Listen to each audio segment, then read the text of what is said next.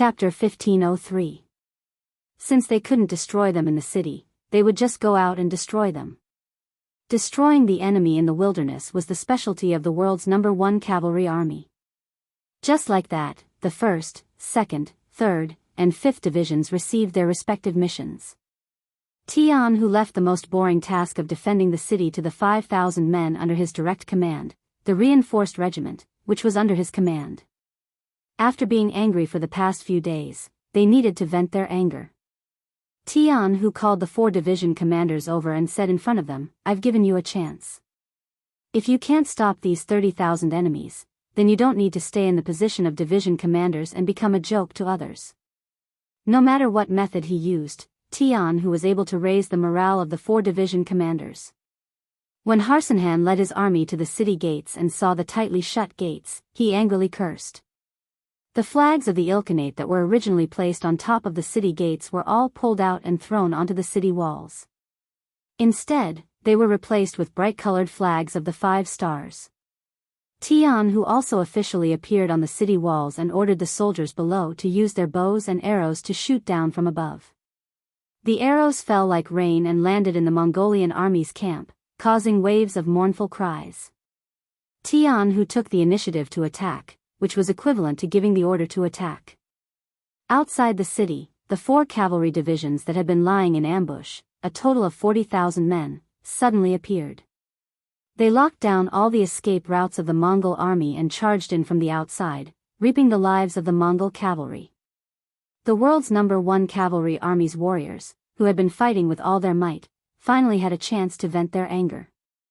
At this time, they all wanted to bring out all their skills and use all their strength to wave their arms.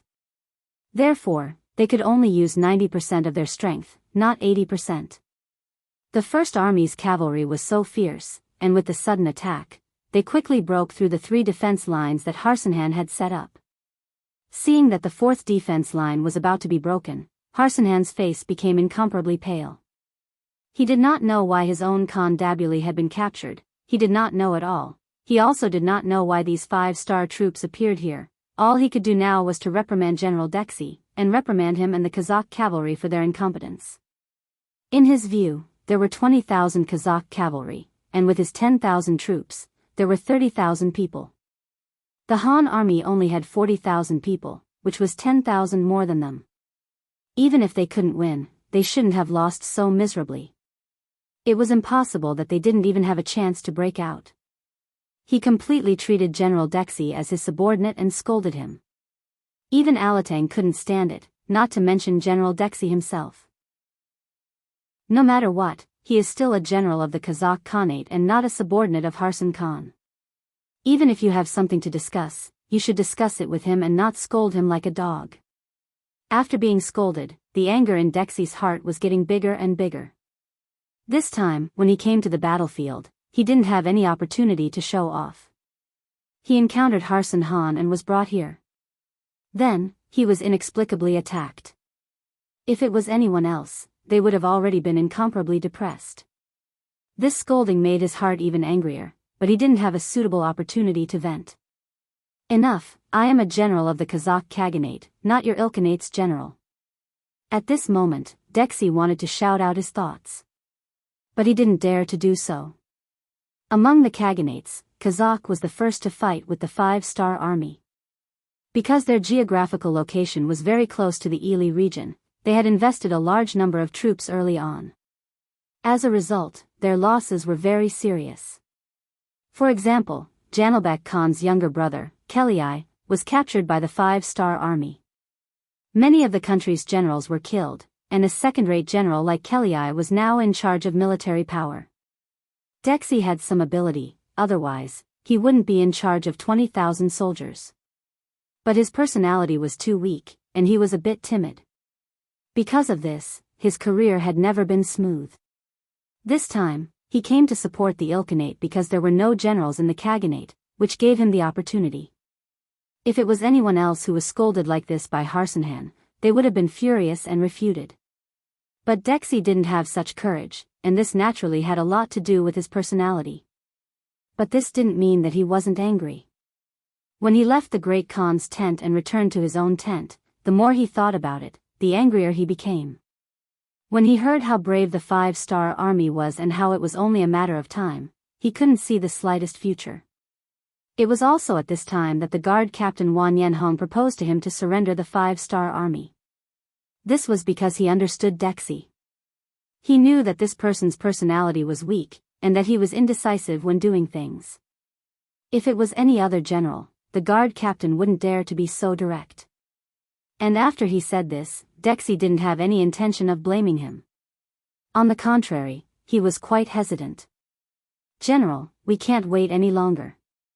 The battle during the day was all because of the terrain.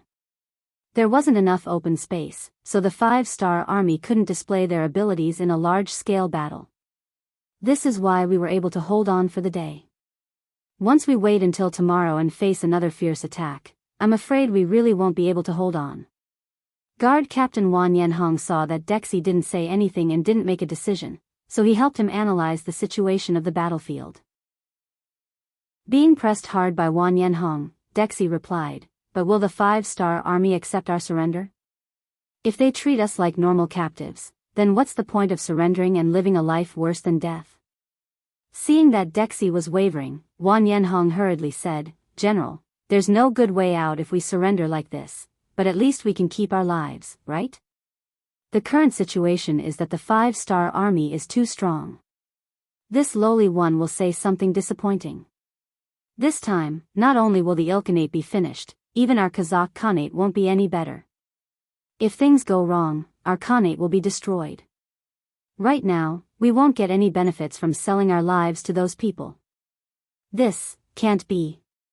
Dexy raised his head, his face filled with fear and uneasiness. "How can it not be? Think about how strong the Golden Horde is, but in front of the 5-star army, won't it still be destroyed? Although our Khanates don't look weak, we're all fighting for ourselves.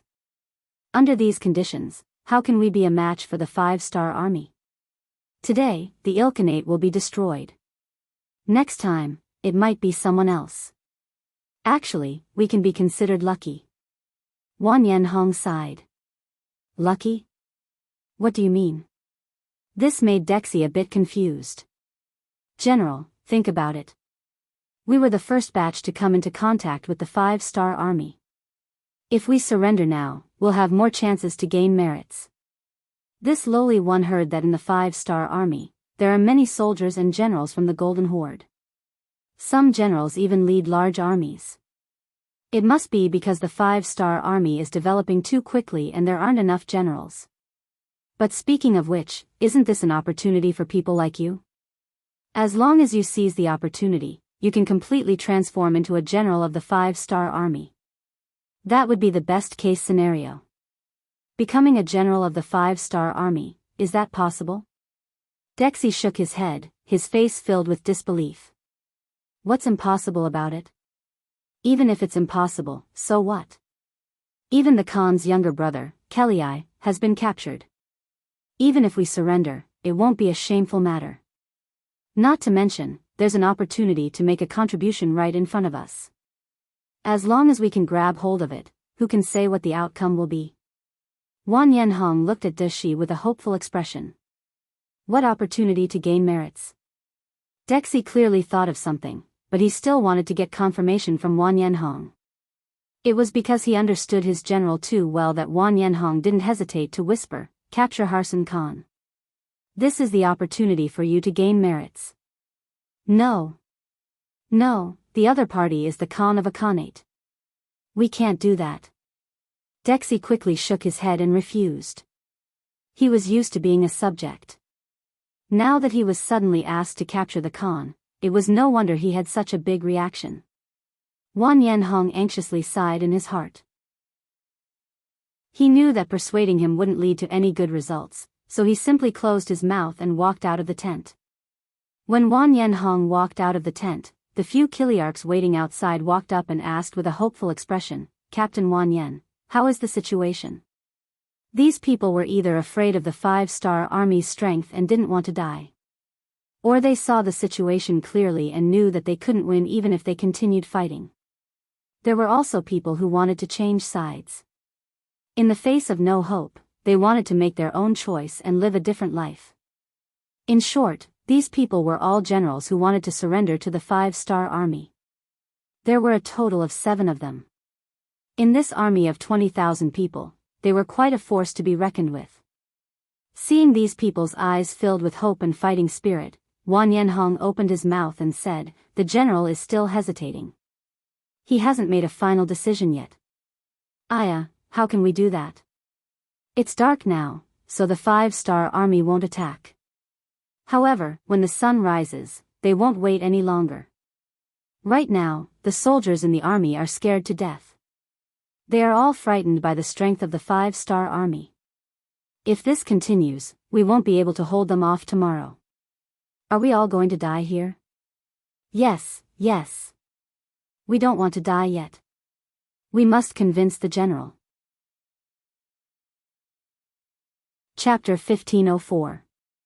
Translator, Endless Fantasy Translation Editor, Endless Fantasy Translation. "Yes, we have to convince the general. Listen to my instructions." Wang Yanhong nodded. How could he not see that the army had lost their will to fight and morale? How could they win a battle with such an army? Right now, the only option left for them was to surrender. Since Dishi couldn't understand, they would force him to make a decision. Wang Yanhong's eyes flashed with determination. He had been by the general's side for so many years and he knew what he had to do to convince him. Under Wang Yanhong's leadership, the generals quickly gathered together to discuss a plan. In less than an hour, Wang Yanhong returned to the tent. After all, as the captain of the personal guards, his duty was to protect the general. When Wang Yanhong entered the tent, he saw a scene that made him exasperated. This was because Dishi was already sound asleep and was even snoring. It was really unimaginable that the general could still sleep when the war was so tense. One had to admit that he had a big heart. This also proved that the general didn't have any intention of rebelling. It was also because of this that Wang Yanhong was firm in his decision. He turned and walked out of the tent. He nodded to the few Kiliarchs who were waiting outside. "In half an hour, we will act according to plan." Wang Yanhong's plan was to try his best to convince Dishi. If it really didn't work, then the only way was to mutiny. For the sake of his brothers and himself, he was willing to be the bad guy. After Wang Yanhong said this, he turned and went back into the tent. He laid down on the fur mat in the corner of the tent. That was originally a place for him to rest. Not long after he lay down, there was a sudden shout from outside the tent. The noise was not small, and it woke up Dishi who was sleeping. "What's going on? What's going on? Don't tell me the 5-star army is attacking overnight?" Hearing Dishi's anxious shout, Wang Yanhong pretended to have just woken up and rubbed his eyes. He asked, "Who's making a racket outside?" "It's us." Following this voice, several figures walked into the tent. Upon closer inspection, they were none other than the Kiliarchs who had been waiting outside for news. All of a sudden, these people squeezed into the tent, making it seem a little crowded. Dishi was also shocked by these figures. He instinctively reached for the scimitar beside the bed. Fortunately, Wang Yanhong stood out and blocked Dishi. He then looked at these Kiliarchs with a questioning expression and shouted, "What are you doing?" "Captain Wang Yan, don't panic. We are here to report the military situation." The leading Kiliarch knelt on the ground with a thud and said in a tearful voice, "Reporting to General, this lowly one has just spent a lot of money to obtain information from Ili Khan's army. Harsan Khan has already ordered us to take the lead and launch a counterattack against the 5-star army tomorrow morning, and then kill a way out for them. General, there is no need to mention the strength of the 5-star army. What is the difference between doing this and committing suicide? Harsan Khan is not our Kazakh Great Khan. There is no need for us to make such sacrifices for him." "That's right. They don't even see us as humans. There is no need for us to work for them. General, please give the order. We will break out of the encirclement tonight. Even if we die, we will not serve Harsan Khan."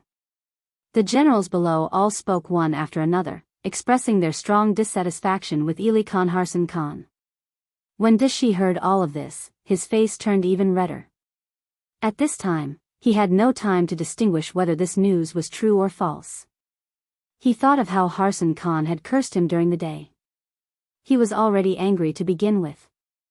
He really wanted to ignore Harsan Khan and lead his troops to kill their way out. At that time, it would be lucky if they could charge out, but if they couldn't, then it would be his fate to die on the battlefield. However, his hesitant personality came into play at this time. Dishi still hesitated. He didn't want his soldiers to be wronged, but he also didn't want to become enemies with Harsan Khan. Therefore, he didn't know what to do. Looking at this time, Dishi still didn't make a final decision. Wang Yanhong, who was at the side, decided to press on and force him to make a decision. He stepped forward and said, "General, I can understand your feelings. As a subject, as a general, we should listen to the orders of the monarch. But the problem is that we are not people of the Ili Khanate. If the 5-star army didn't appear, then our 2 Khanates would have fought at any time.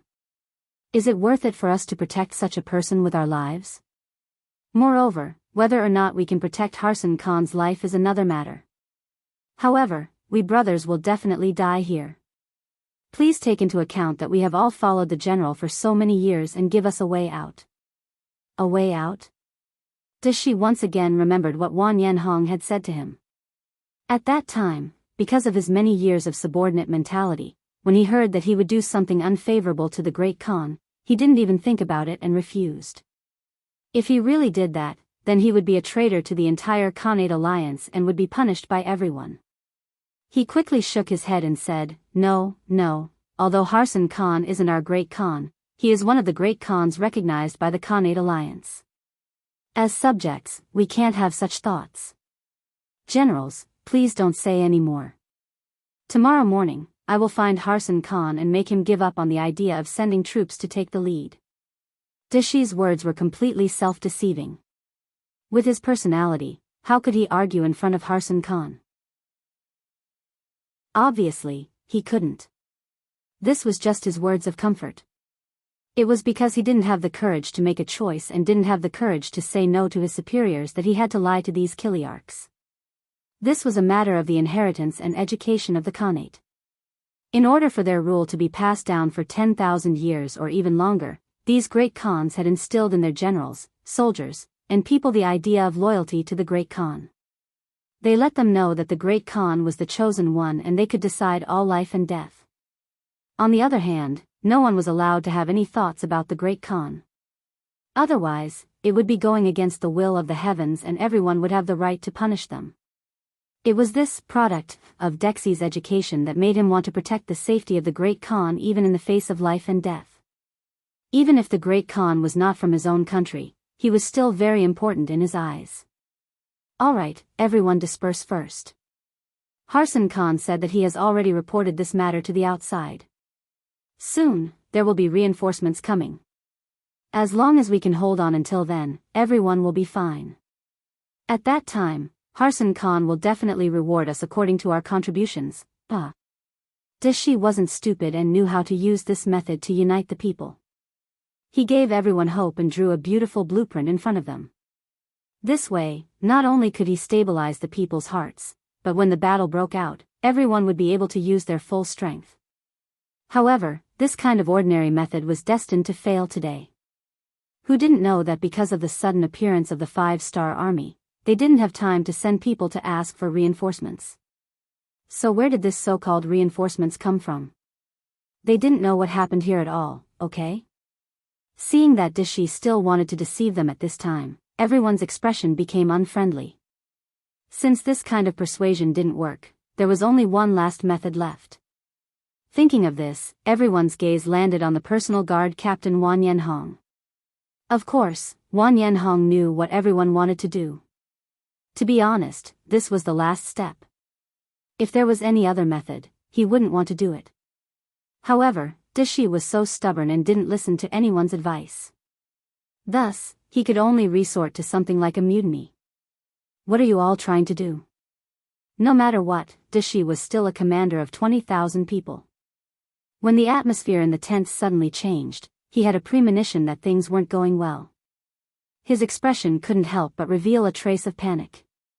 "Sai, "General, why do you have to do this? Since you're thinking of going up and not giving us a way out, then you can't blame us."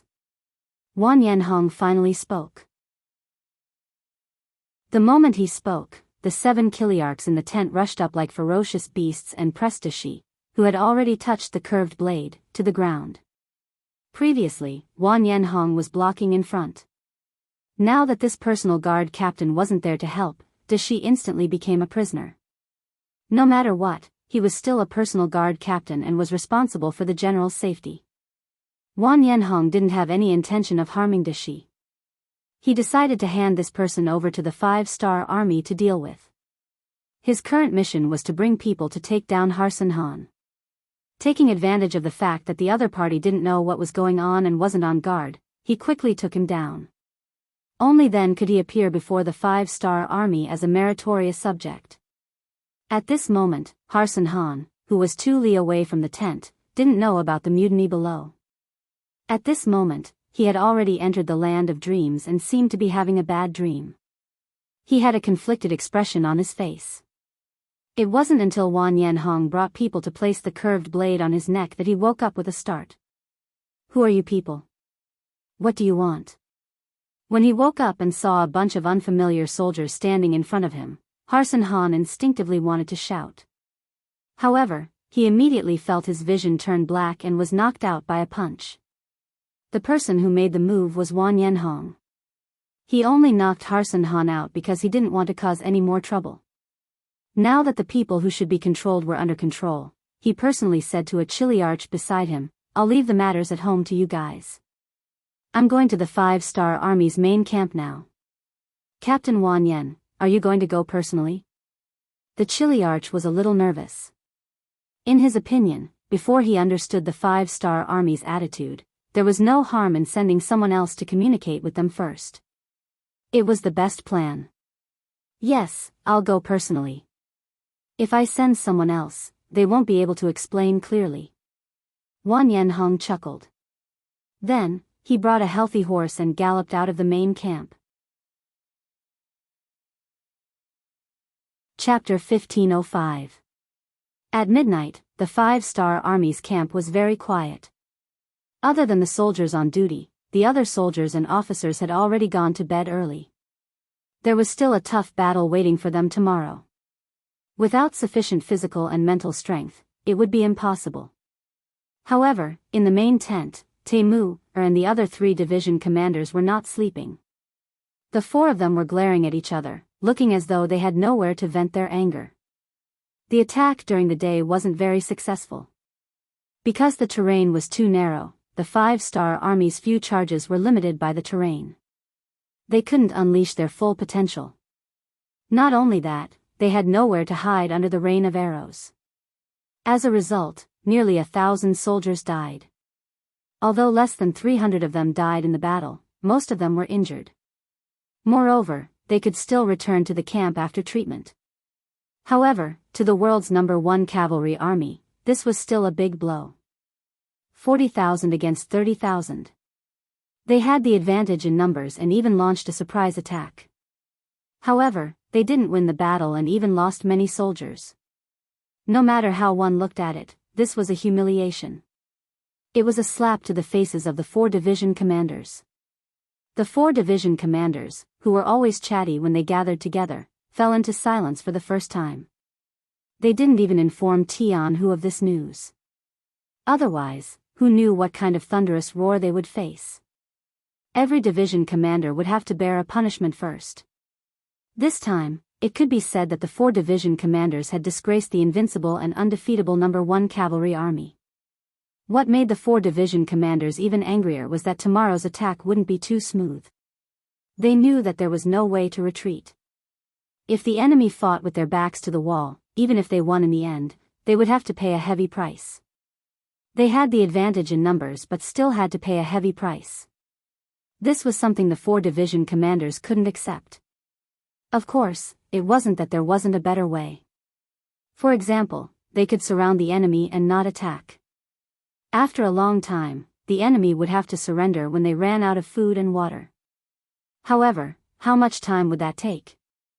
Seeing that all the armies and divisions were seizing every second to gain merits on the battlefield, they had no choice but to surround the less than 30,000 enemies and wait here. This was not something that a powerful army like the number 1 cavalry army in the world should do. Sigh, if only we had the Cold Vanguard Division to cooperate with us, 2nd Division Commander Lu Duo couldn't help but say.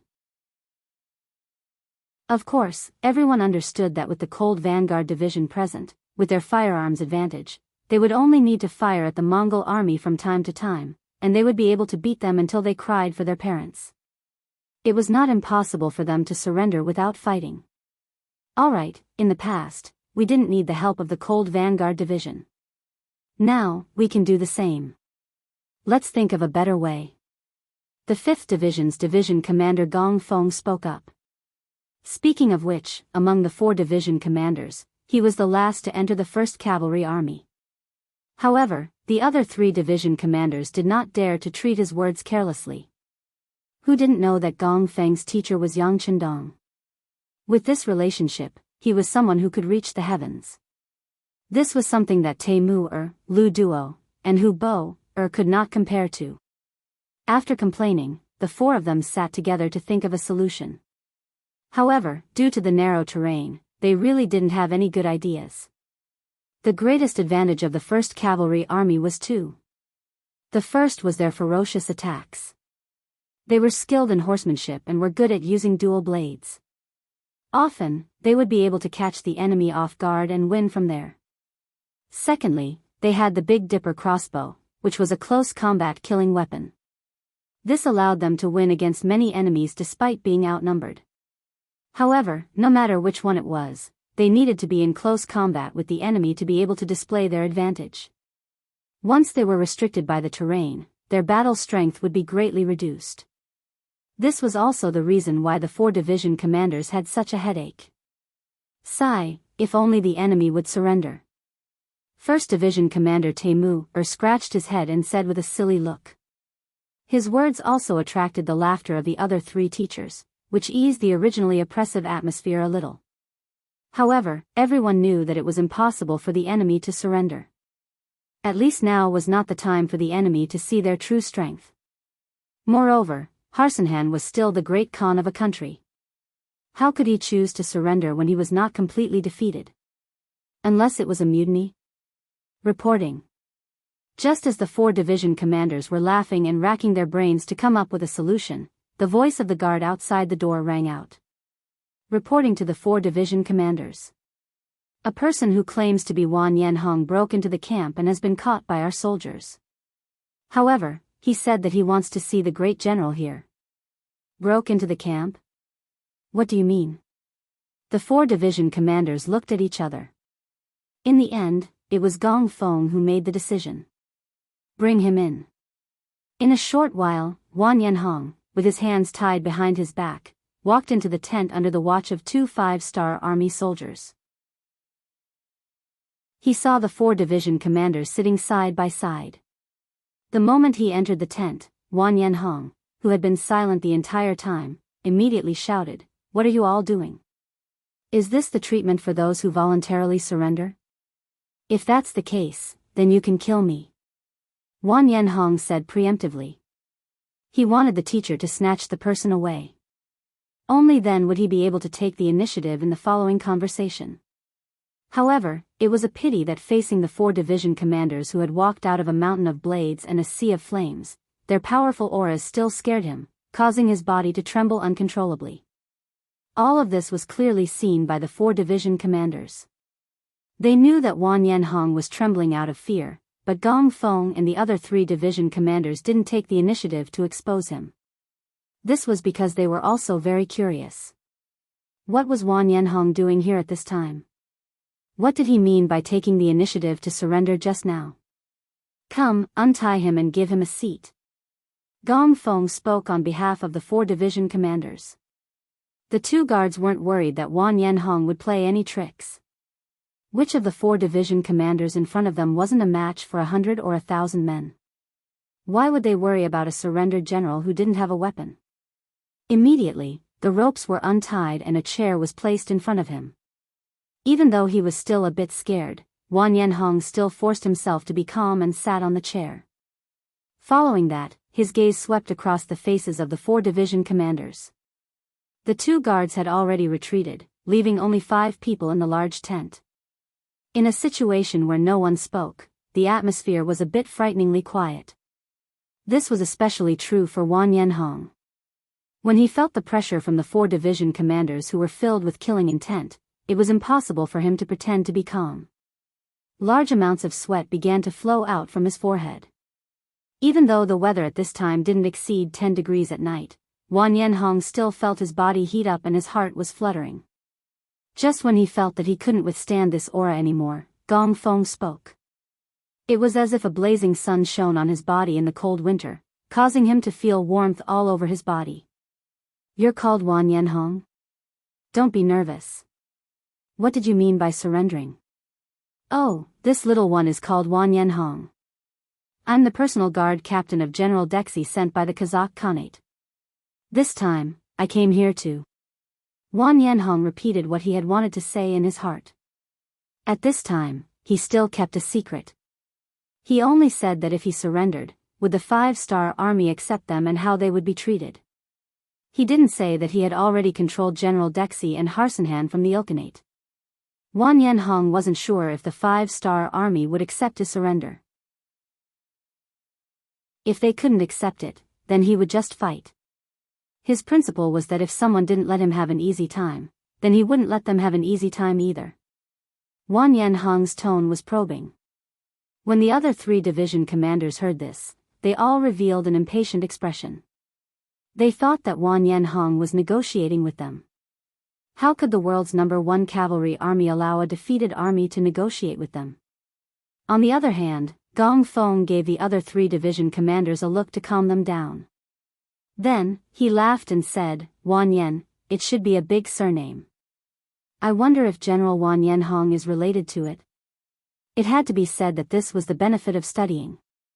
Gong Feng was Yang Chendong's student, so he naturally knew a lot. When he asked this question, Wang Yanhong's body shook and he lowered his head.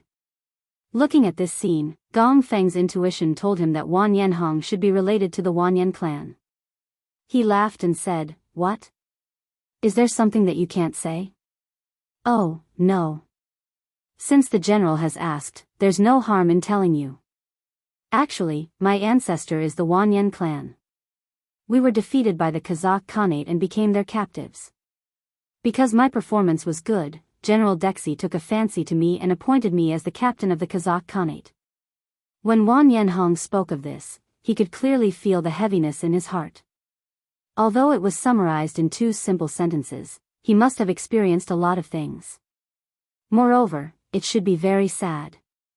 When he heard this, Gong Feng's expression became better. His intuition told him that this should be a breakthrough that would greatly benefit their following work. "Oh, so it's like this. It seems like we have more things to talk about with Brother Wang Yan. At least we have the same enemy, right?" "The same enemy?" Wang Yanhong's face was filled with confusion. "Yes, the Kazakh Khanate is our common enemy. If you are willing, we can help your Wang Yan clan take revenge." Gong Feng nodded solemnly and said, "At that time, as long as we break through the Kazakh Khanate, we can save your suffering clansmen and return them their freedom. At that time, you, Wang Yanhong, will be the benefactor of the entire Wang Yan clan, hee hee.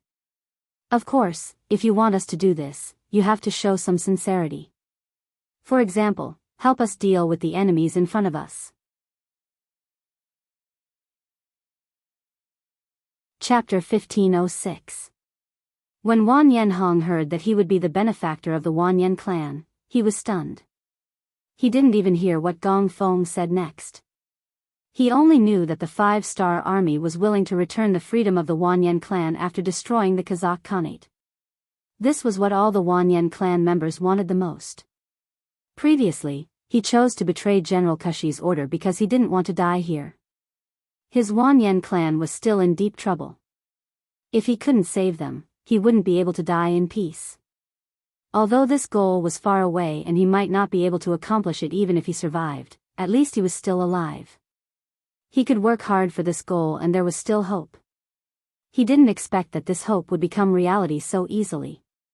How could Wang Yanhong not be excited? How could he not do his best for the 5-star army to attack the Kazakh Khanate? Brother Wang Yan, did you hear what I said? What do you think? Gong Feng looked at Wang Yanhong for a long time. Wang Yanhong didn't say anything. Instead, tears flowed from the corners of his eyes. Gong Feng couldn't help but urge him. Oh, I agree to all the requests of the 5-star army. As long as they can save our Wanyan clan members, I will do anything. Oh right, I have already controlled General Kashi, Harsenhan, and the others. Now, we just need to wait for the 5-star army to come and take them. Oh right, I also know of a small path that leads to the Kazakh Khanate's capital. It was a path that our Wanyan clan members often took. Other than us, no one else knows about it. After Gong Feng said that he could help the Wanyan clan, Wang Yanhong completely fell. He told them everything that he knew, and the 4 teachers were all very excited after listening to him. Just a moment ago, they were still having a headache about how to deal with the 30,000 enemies in front of them with the smallest price. Now, not only was this problem solved, the direction of their campaign was also pointed out. For a moment, the 4 division commanders couldn't help but laugh. Herat City. In the capital of the Timur Empire, Great Khan Amur was furiously cursing Harsan Khan's stupidity. At this time, Khan Amur still didn't know that Harsan Khan had already become a captive of the 5-star army and had been betrayed by his own people. All his attention was now focused on the crisis in front of him. Ever since he took over the position of Grand Khan of Timur from Abu Said Mirza, Amur had wholeheartedly wanted to strengthen the Timur Empire, and this was his lifelong goal. However, some goals were easier said than done. It had to be said that Amur had a clever side to him. In order to achieve this goal, he had intentionally pretended to be unambitious. He had even turned a blind eye to the conflicts between the other nearby Khaganates, giving others the impression that he was a man who ruled without doing anything and had no ambition. In fact, he just wanted to use this method to reap the benefits. Seeing these Khaganates fighting in a group, consuming their own strength, and once they were seriously injured, it would be time for him to open his bloody mouth and seize the fruits of victory. This was what he thought and did. Recuperating and building up strength was only for the sake of accumulating strength. When the 5-star army suddenly appeared, he was even more overjoyed. With such an enemy coming out to disturb the situation, it was impossible for those Khaganates who wanted to protect themselves to not send out their troops and expend their resources. At that time, as long as the 5-star army was driven away, he would be able to pacify the entire region and establish a powerful Khaganate. But he never expected that the 5-star army would win many battles with a thunderous momentum, bringing great pressure to the Khaganates.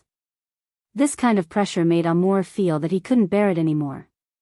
What he wanted was for the 5-star army to disturb the situation, not for the other party to be strong enough to destroy all the Khaganates. If that was the case, how could he achieve his goal? Gradually, Amur discovered that the 5-star army had become his #1 enemy. He had no choice but to change his strategy and began to unite more Khaganates to face this powerful enemy together. For this reason, he felt pity for the 2 battlefields on the east and west. For this reason, he sent 50,000 cavalry to each side of the battlefield. But even so, the situation on the battlefield was still not optimistic. They could only barely block the attacks of the 5-star army. Thus, he placed all his hopes on Harsan Khan.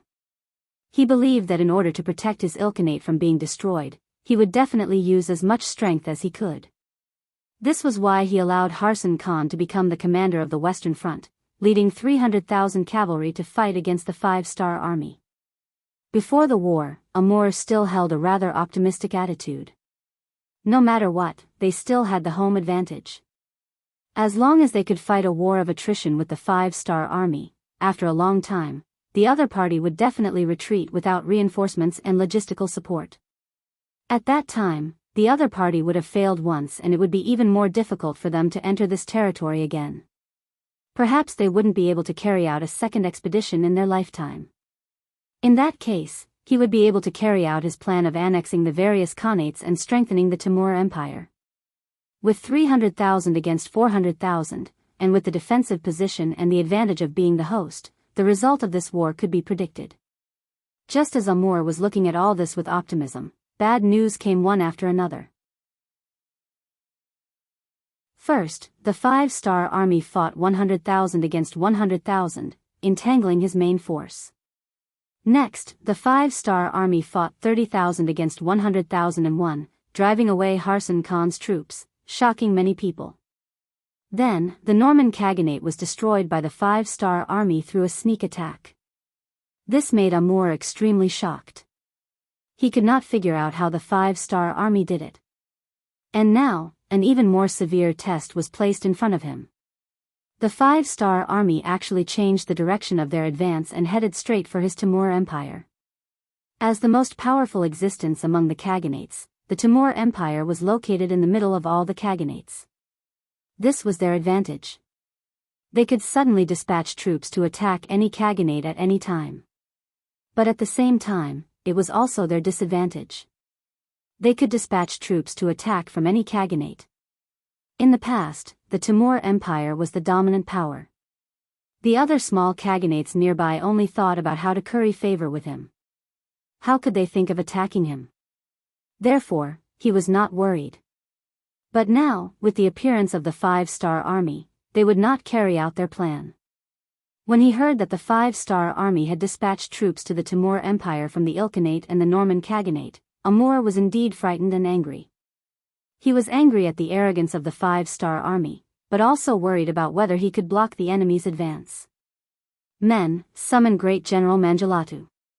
Amur, who was a little flustered, decided to do something. He couldn't continue to wait like this. Otherwise, not to mention that he wouldn't be able to realize his ambitions, whether he could establish a foothold in the world would become a very serious problem. Manjalatu was fully deserving of the title of Great General of the Timur Empire. This person was extremely capable. On the battlefield, he was also known as the King of 100 Victories. It was rumored that when the nearby Khaganates heard his name, children would stop crying. From this, it could be seen how influential he was. After being summoned into the hall, Manjalatu strode in front of Amur. Without waiting for him to salute, Amur asked in a hurried tone, "Great General, you should be aware of the situation. Do you have any way to deal with the enemy? It's just a 2-legged sheep. It's not a big deal." Manjalatu, who was not tall and had a face full of beard, smiled conceitedly with a look of indifference. For some reason, after seeing Manjalatu's performance, Amur, who was originally somewhat anxious, calmed down a lot. "Oh, but what is the Great General's arrangement?" "It's very simple. We'll just have to deal with whatever comes our way. The enemy is coming from afar. Their provisions will definitely be insufficient. We only need to fight a war of attrition with them. We can delay them until they have no choice but to retreat. Moreover, our Timur Empire has a lot of water plants, mountains, and lakes. We can use this advantageous terrain to deal with them. In short, we don't need to fight a big battle. Our main goal is to harass them. As long as we can hold on for a while, the enemy will have no choice but to consider retreating." Amur nodded in satisfaction after hearing this. However, he felt that the other party had not finished speaking, so he asked tentatively, "But I wonder if there are any other methods?" "Of course there are, Great Khan. We can send people to contact Bangladesh and provide them with gold and silver. Let them send troops to harass the rear of the 5-star army. When the rear is on fire, the 5-star army will not be able to fight a war of attrition with us here. At that time, we can divert the trouble and stabilize the situation." Manjalatu's face was full of confidence. Obviously, he had already prepared for this. "Good, this Khan has the Great General's help. It's just a 2-legged sheep. What is there to fear?" So, the 250,000 cavalrymen in the country will all be handed over to the Great General.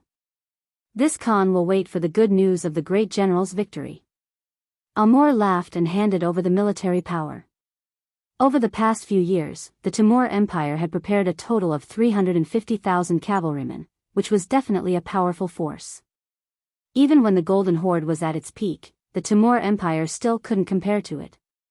They still had to rely on the Cherkasy people and the Alans to fight against the Five-Star Army. Just from this aspect alone, the Timur Empire was clearly a bit more powerful. After handing over everything to Manjulatu, Amur waited for the final result. He was full of confidence in the great general. At this time, Yang Chendong, who was rushing from the Ilkhanate to the Timur Empire, also learned about Manjulatu from the intelligence department.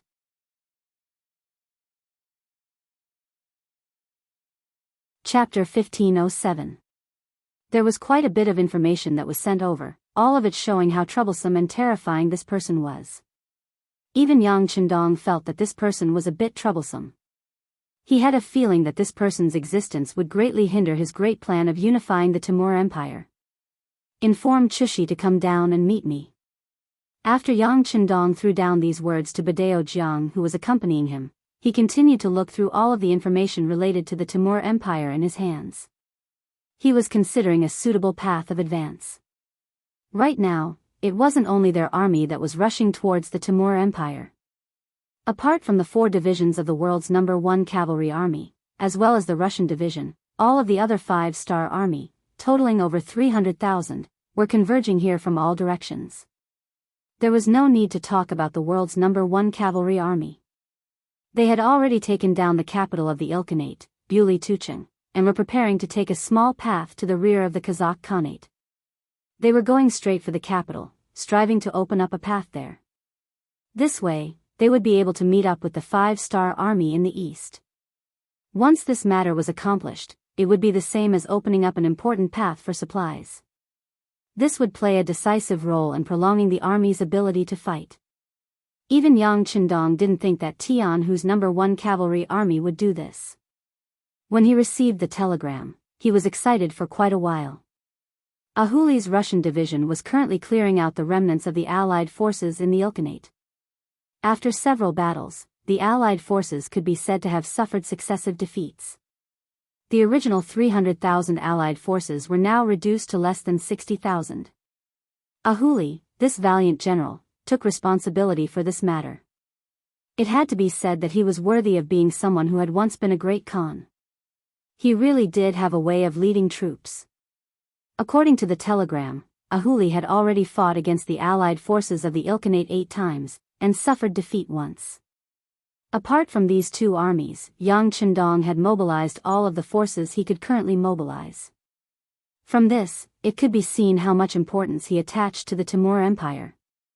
It could also be said that once the Timur Empire was taken down, the so-called Khanate alliance would be disbanded. What followed would be encirclement and suppression. This also meant that the Yangtze's territory had expanded by at least a third. And in order to achieve this goal, they had to get rid of the Timur Empire first. And if they wanted to destroy the Timur Empire, they had to get rid of Manjulatu, who was a difficult general to deal with.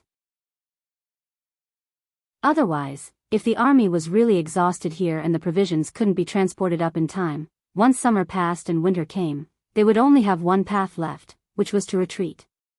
This also meant that all their previous efforts would be ruined in an instant. This was not something Yang Chendong could accept. In order to prevent things from developing in this direction, he had to attack fiercely and try to take down the Timur Empire in the shortest time possible. The Timur Empire's environment and landscape were very complicated. There were many deserts, and there were very few places that were suitable for cavalry to fight. It was completely different from the time when they were dealing with the Golden Horde, where both sides appeared in a decisive battle. That was how they achieved victory in the shortest time possible. Shaking his head, he carefully looked at the map and some information, but he could not find a place or opportunity for the decisive battle. Yang Chendong could not help but sigh. It seems that we can only push forward slowly. I hope that Tianhu and the others can succeed and join forces with the East Army to solve the urgent need for provisions. In the 15th century, most of the land of the Kazakh Khanate was separated from the Golden Horde and became part of the Yuebi Khanate. Later, some tribes broke away from the Yuebi Khanate's rule and were called escapees, or escapees, and gradually formed the Kazakh people. The Kazakh Khanate's territory was inhabited by nomadic Turkic people. It was because of this that they were a people that could fight and were also a people that liked to fight. The capital, Akamo, was also built more than a decade ago. Although it was called a city, it was actually just a slightly larger market. There were some walls made of earth around the city. They were not high, only about 1 zhang high. In the end, it was just for show. Because if a war really broke out, they did not expect to rely on these walls to defend anything. At that time, they would rush out on horseback with all of their belongings. This also allowed them to move faster. Unless they were completely surrounded, it would be very difficult to eliminate them. It was because of this that the 5-star army on the East Front could not find the main force to engage in a decisive battle. More often than not, when they received the news, they would rush over empty-handed. In the end, they could only move forward bit by bit and were unable to join forces with Yang Chendong on the West Front. Relying on this kind of fast-moving method, the Kazakh Khanate's Jainurbek Khan was not afraid of the 5-star army's attack. As long as he received the news, he would immediately leave. When the other side missed, he would consider cutting off the 5-star army supply line, thus forcing the other side to retreat and give up the territory that they had just occupied. This kind of strategy gave the 5-star army an endless headache. Before they could eliminate the other side's strength, it was impossible for them to occupy those so-called earth walls. This was because unless they were heavily guarded, they would face the other side's counterattack at any time. Thus, there was the possibility of being swallowed up. This was the biggest problem in dealing with the Kazakh Khanate. The 5-star army had outstanding bravery and elite cavalry, but they were still unable to deal with the other side. And all of this would change with the appearance of the 1st Cavalry Division led by Jianghu. With Wang Yanhong's help, the more than 40,000 brave warriors of the 1st Heavenly Cavalry Army set out from the Ilkhanate's capital, Tabuli Tucheng, making a detour around the Timur Empire's territory, quietly cutting into the Kazakh Khanate's rear. Wang Yanhong was worthy of being a descendant of the Wanyan clan. He was extremely familiar with the situation in this area. The path that he pointed out was indeed unknown. Along the way, they didn't encounter any traces of enemies.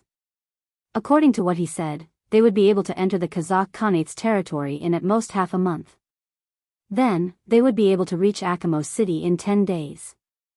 Then, they would be able to secretly deal a fierce blow to Janabek Khan and eliminate as much of the other side's strength as possible.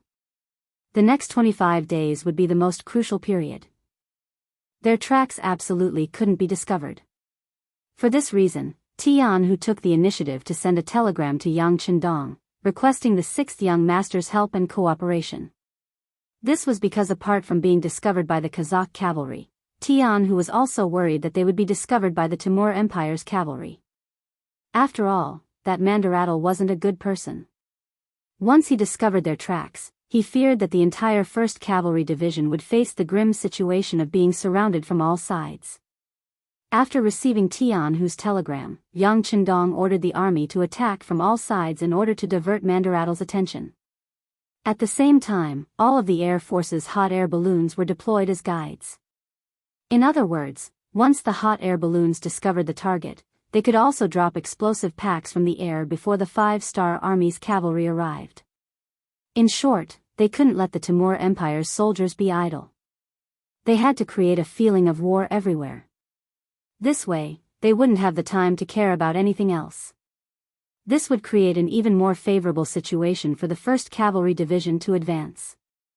The 5-star army launched a frenzied attack. Almost every day, there would be large and small-scale battles. Under Mandaratl's command, the 250,000 Timur Empire's cavalry also launched multiple attacks. Using their understanding of the environment, they started a game of hide-and-seek with the 5-star army. They were very skilled in using Sun Tzu's art of wars. When the enemy advances, I will retreat. When the enemy retreats, I will disturb them. Just like that, half a month passed. The 5-star army launched many attacks, but the results were few and far between. The army was also exhausted. Yang Chendong finally received a telegram from Tianhu. They had successfully passed through the Timur Empire and entered the Kazakh region. He ordered the army to retreat and find a safe place to rest and reorganize. After entering the Timur Empire, the five-star army's first attack ended. When the news of them stopping the attack reached the capital, Ahmet Khan Amur's face was beaming with joy. His frowning face for the past few months was swept away and he cheered a few times. On the same night, the entire capital fell into a carnival. Especially great General Mandaratl, everyone killed sheep, ate meat, drank wine, and played all night. In contrast, the atmosphere in the five-star army's camps was somewhat gloomy. After attacking for half a month, the number of enemies destroyed was not even 10,000 cavalry. Moreover, the other side was already prepared. They had scorched the walls and cleared the field, so there was no harvest in terms of food. This was naturally rare for the five-star army.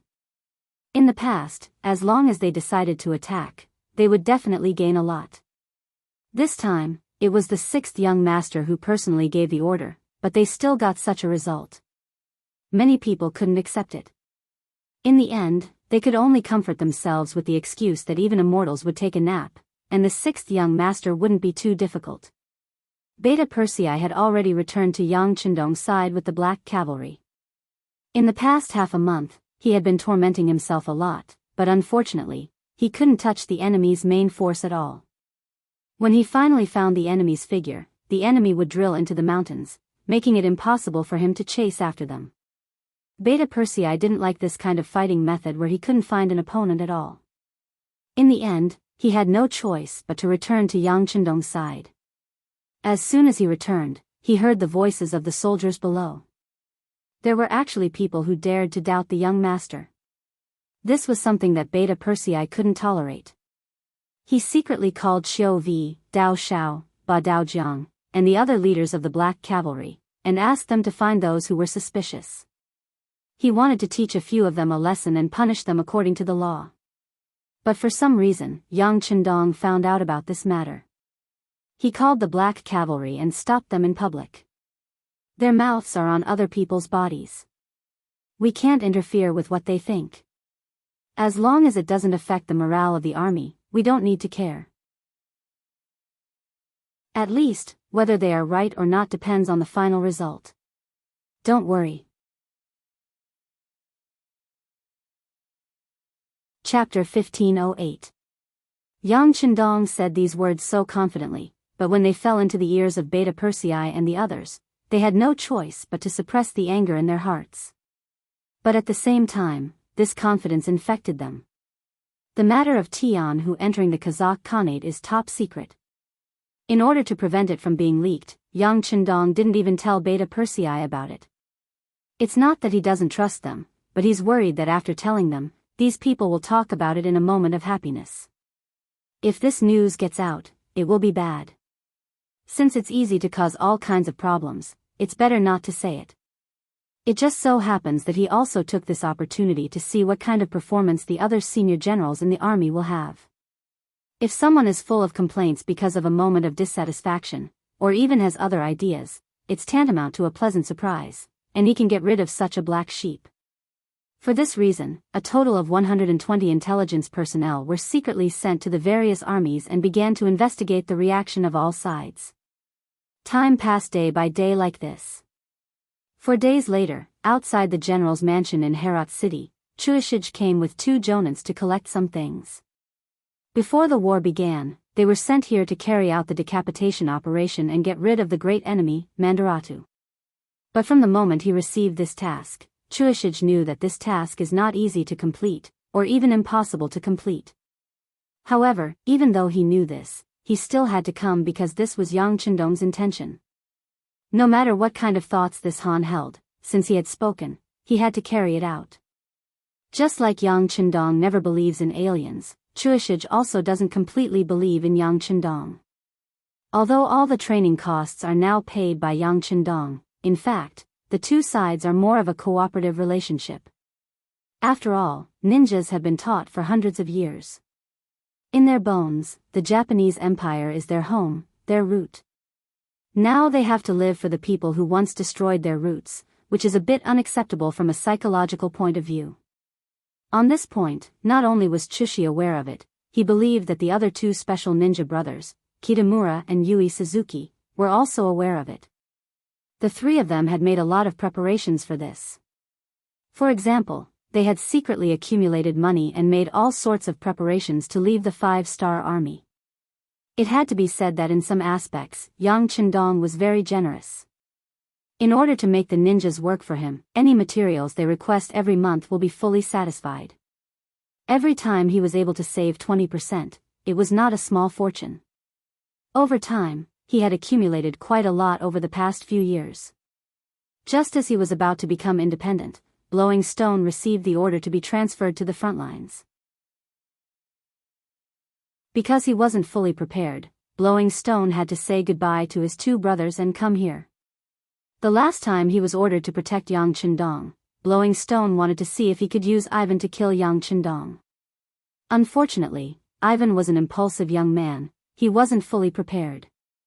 Blowing Stone thought that even if he wanted to go easy on Yang Chendong, he wouldn't be able to hurt Yang Chendong. This is because they know that in terms of individual combat power, King Wunan of Damyang is even more abnormal. Although they have never seen him in action, they heard that even the strongest black cavalry can't be his opponent. This can be seen from Yang Chendong's disappearance and the defeat of Yeshin's 30,000 Walla army. This person clearly has a backup plan, in other words, he doesn't fully trust him. Thinking about how he almost believed that this was a good opportunity to make a move, Blowing Stone couldn't help but break out in a cold sweat. Of course, Blowing Stone didn't know that the reason why Yeshan lost was because he lost to Daikara, not because Yang Chendong was prepared. Not knowing the truth, Blowing Stone thought that he didn't have Yang Chendong's trust at all. Because of this, he also had other thoughts about this mission. In his opinion, this was the method of that person driving the wolf to devour the tiger. To put it bluntly, if the assassination was successful, it would be best. It would help him complete the mission, but if Mandula too really died, as the murderer, it would be difficult for Blowing Stone to escape Herat. In the end, he couldn't avoid death. On the other hand, if the assassination didn't succeed, it would be difficult for him to escape. In the end, he would still die. If that was the case, Yang Chendong wouldn't be sad, because in that person's eyes, he was someone who couldn't be trusted. If he died, then he died. Therefore, this mission was basically a dilemma. If he made a move, he would die, but if he didn't, he would be disobeying orders. Death was the only option, and this feeling made Blowing Stone very uncomfortable. He couldn't help but think of that person, the person who secretly contacted them. Maybe he should consider cooperating with that person, at least the result can't be worse, right? If their leader wasn't Yang Chendong, then Blowing Stone wouldn't have so much pressure. Others can't control his own fate. Thinking of the words that the man had hinted at, Blowing Stone had an idea. At this time, they just walked around the general's mansion, and Blowing Stone finally said, "The situation is clear. Is there any problem if we do it tonight?" "No problem." The two behind him replied softly. "Very good." When Blowing Stone said this sentence, there was a trace of unbearable expression on his face. Once the fight starts, these two ninjas who have followed him for many years won't live past tonight. But even if he knows this, he can't say anything. Just like how Yang Chendong doesn't easily trust others, he also doesn't dare to trust the ninjas under him. Who knows if they have been bribed by Yang Chendong all this time? Ninjas often choose a dark and windy night to make a move, which is more conducive to their actions. Tonight is a good night, because of the clouds, there is no moonlight. And this is a good opportunity for the ninjas to show their strength. In the general's mansion, Mandolatu was standing in front of the map in his study. Others are immersed in the great joy of defeating the 5-star army at the moment, but as the commander of the army, he didn't get carried away by the victory. Speaking of which, in this half a month's battle, the Timur cavalry did not gain any advantage. Instead, they lost more than 8,000 cavalry. On the contrary, according to the information they received, they only killed less than 1,000 soldiers of the 5th Astral Corps. This is a complete defeat. It was only because the 5-star army had become a scourge in everyone's eyes. Therefore, in many people's eyes, if they could stall the 5-star army until they couldn't win, it would be their victory. That was why there was this celebration. This battle made Mandolatu more aware of the strength and sharpness of the 5-star army. But at the same time, it also made him feel that something is wrong. He had studied the past of the 5-star army before. This was an army that always had a clear goal when they attacked. Why would they fight randomly this time? The battle that had lasted for half a month seemed to be completely random. Even if it was him, he wouldn't command such a chaotic battle. At least, they would try to test it. For example, if a lone army went deep into the capital to see if there's an opportunity to take the head of a general and so on. But the 5-star army didn't do this at all. They just kept attacking, retreating, and advancing. This made Mandolatu very puzzled, and he began to reflect on whether he missed something. Or the reason why the 5-star army did this is to hide something. But what are they trying to hide? This is the so-called abnormal thing. There must be a demon. The 5-star army doesn't play by the rules. This is what Mandolatu can't figure out. And if he can't figure out the situation of the other side, then it's not impossible for him to suffer a loss, or even die. Standing in front of the map, Mandolatu didn't move for a long time. He was still thinking about any possibilities. He didn't believe that the commander of the Ross Principality, who defeated the Golden Horde, would make such a stupid move and attack without a goal. Often, the more aimless the attack, the more likely it is that he is carrying out a secret plan. But what is this plan? On the map, Mandolatu slowly moved.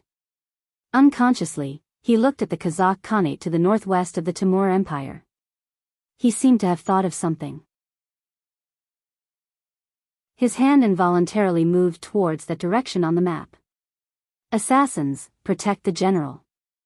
It was at this moment that a sudden voice broke Mandolatu's train of thought, causing his original inspiration to disappear completely. It was completely disrupted by the shouts outside the door, and it disappeared without a trace. Outside the door, the ninjas finally made their move. But just like what Yushi had imagined before, as an existence second only to Great Khan Amur and the Timur Empire, Mandolatu's safety was naturally the top priority, so how could he be easily assassinated?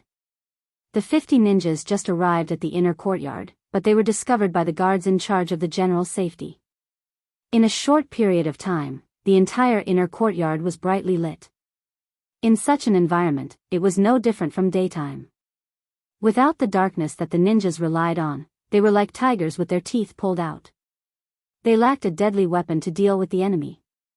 The 50 ninjas were surrounded in all corners, but none of them were waiting for death. This may have something to do with the education they have been receiving. Even if they die, they will die on the way, and they will not choose to surrender. Without the cover of darkness, the ability shown by these ninjas is equivalent to ordinary elite soldiers. Under the siege of more and more Mongolian soldiers, one ninja after another died tragically in the inner courtyard. Some ninjas even closed their eyes after being stabbed several times. Chapter 1509. In a small courtyard on a street not far from the general's mansion, a black shadow wearing a black suit was sitting there with his eyes closed. He was one of the special ninjas of the Wa province. Just a moment ago, he had led 50 ninjas to sneak out of the great general's mansion. But unknowingly, he had retreated. Yes, he had betrayed his ninjas in order to save his own life. And all of this was not because he was afraid of death, but because he had a greater goal to achieve, such as the independence of the ninjas. In order to achieve this goal, he did not hesitate to sacrifice the lives of these 50 ninjas.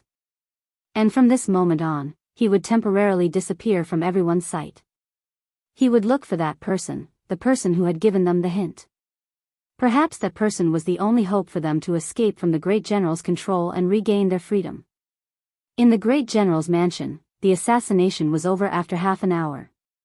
All of the ninjas were killed, and the Mongolian army had paid a price of 130 people.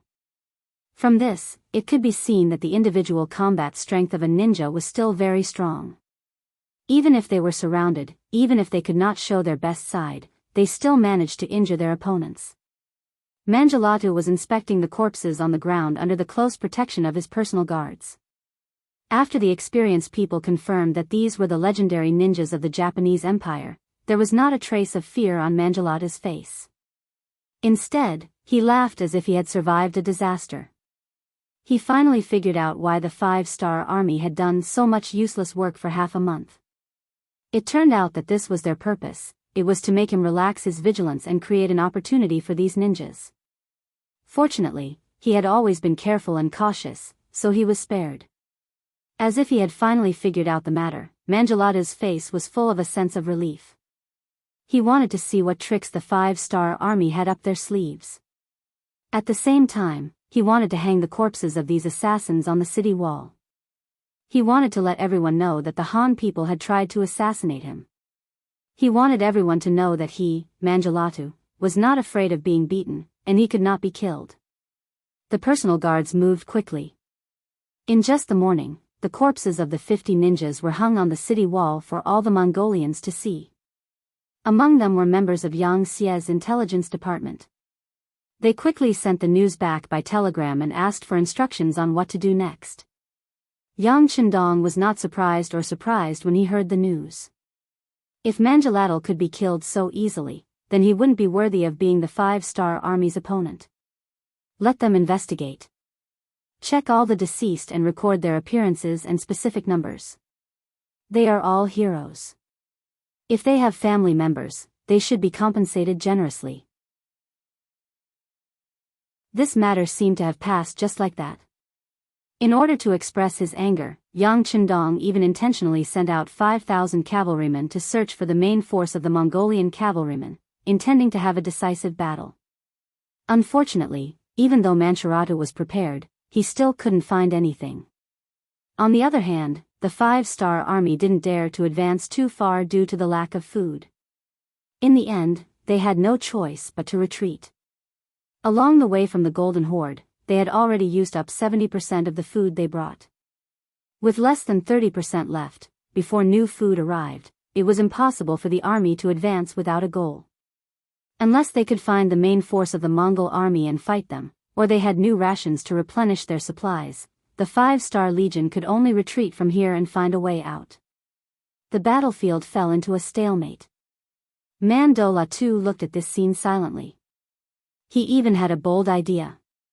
Before winter came, if the 5-star army still held on and didn't retreat, he would launch a large-scale counterattack. He wanted to see what kind of fighting strength an army without food and soldiers without enough to eat could have.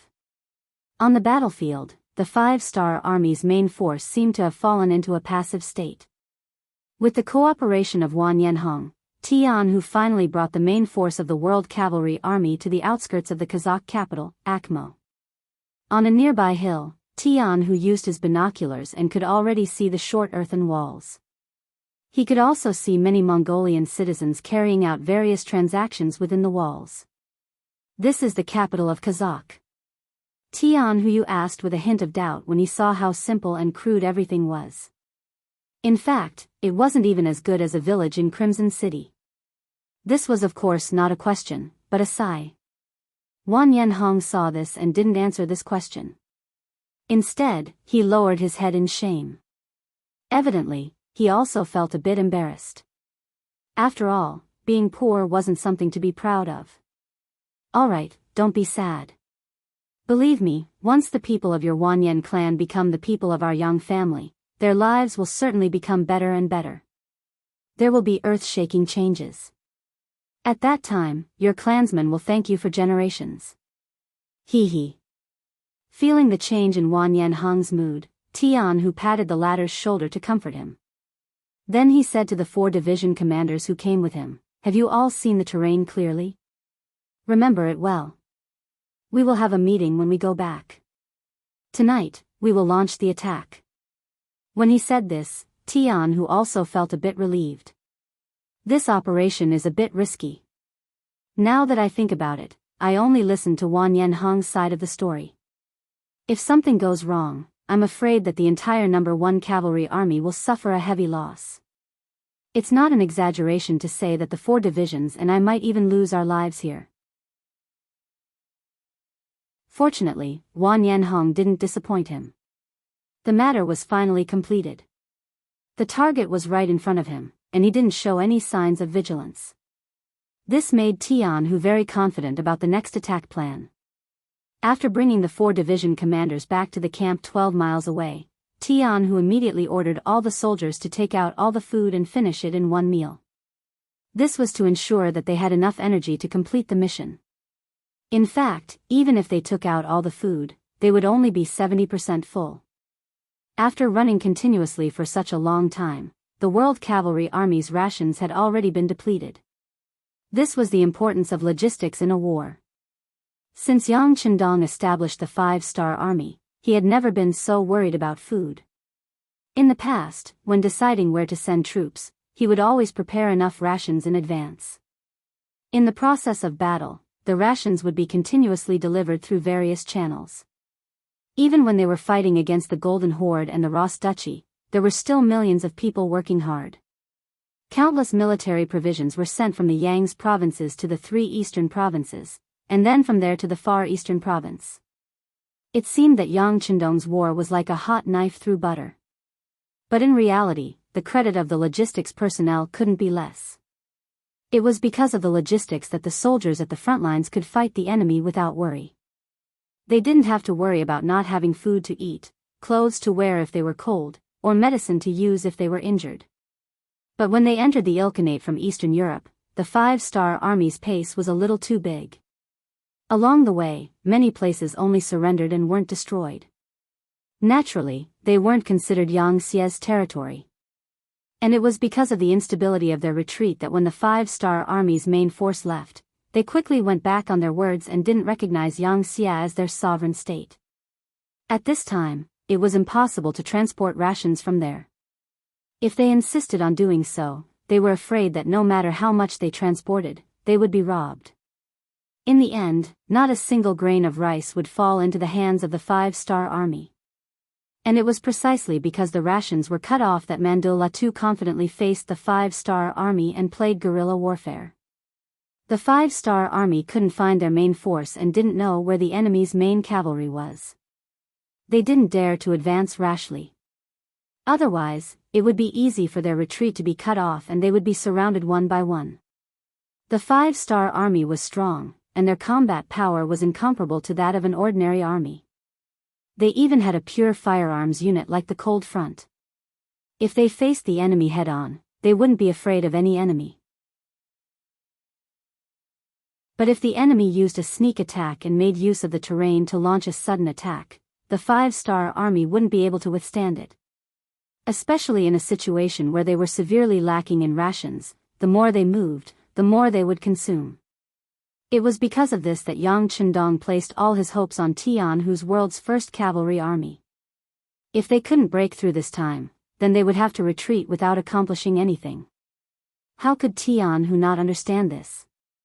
After being a high-ranking officer for so many years, he still had some foresight. Thus, he was even more clear about the importance of this mission. After returning to the camp, he called for the 4 division commanders. The 5 of them discussed for more than 2 hours and finally came up with the most reliable method of attack.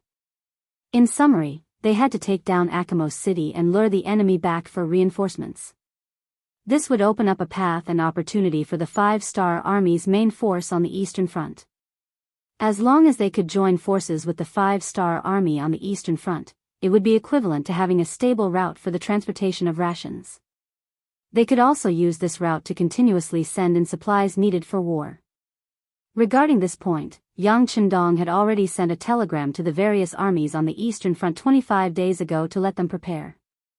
For division commanders, the 6th young master is watching us. The entire army is watching us. Next, it's time for the world's first cavalry army to perform. Remember, this time, not only do we have to take down Akamos City, we also have to open up a safe route to the east. This mission will be handed over to the 2nd and 3rd Division. Now, as the commander, I give you the authority to act as you see fit. If you encounter anyone who doesn't cooperate, you can end it on your own. You can kill without mercy and don't have to worry about anyone coming after you. If necessary, you can build a few more temples to warn others. As he spoke, Tianhu's body emitted a murderous aura.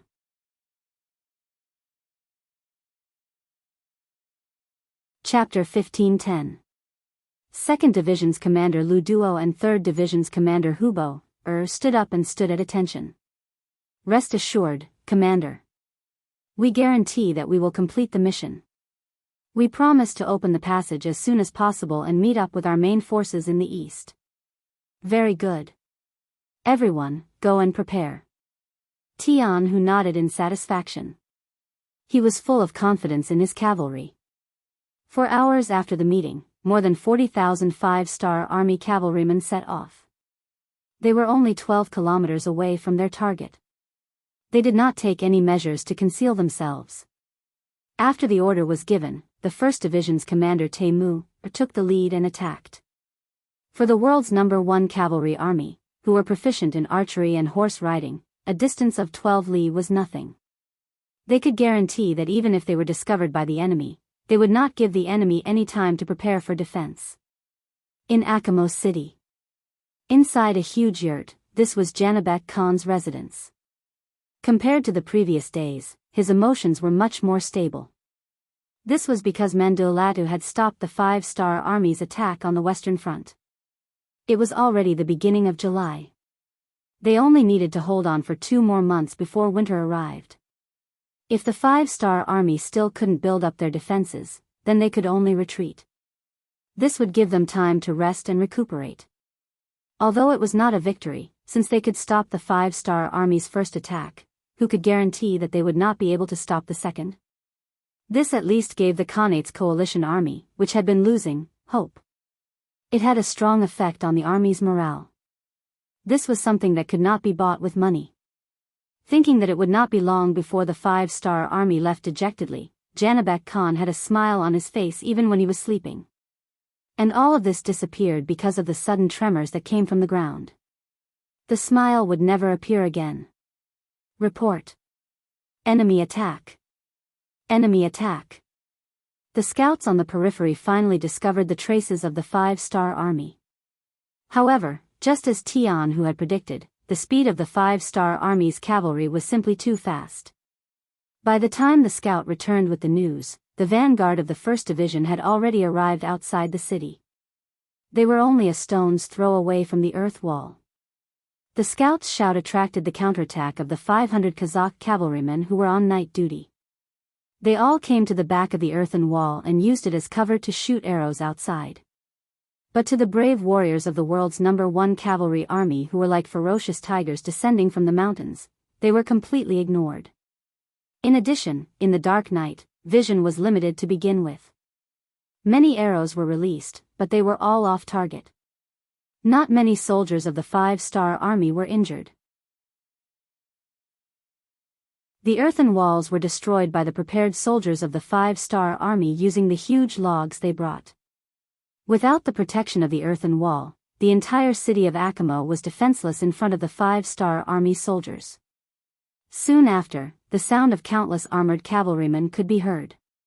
At this time, Janabek Khan had just crawled out of his bed. When he heard the news of the five-star army's attack from his personal guards, his eyes widened in disbelief. How could the five-star army appear here? The Ili Empire to the east and the Timur Empire to the west. How did the five-star army bypass them and arrive in front of him? What was going on? Could it be that these cavalrymen flew here? With all kinds of puzzlement in his heart, Janabek Khan escaped under the protection of his personal guards 15 minutes before the arrival of the five-star army. Because he left in a hurry, he did not have time to take many things with him. Even his blankets still had a trace of warmth. The 1st Division's commander, Temu, was the first to rush into the Khan's tent. When he saw that there was no one there, he strode forward and touched the blanket. He frowned and said, "It's still warm. What a pity." Even the great Khan had fled without any resistance or counterattack, not to mention the Kazakh cavalry in the city.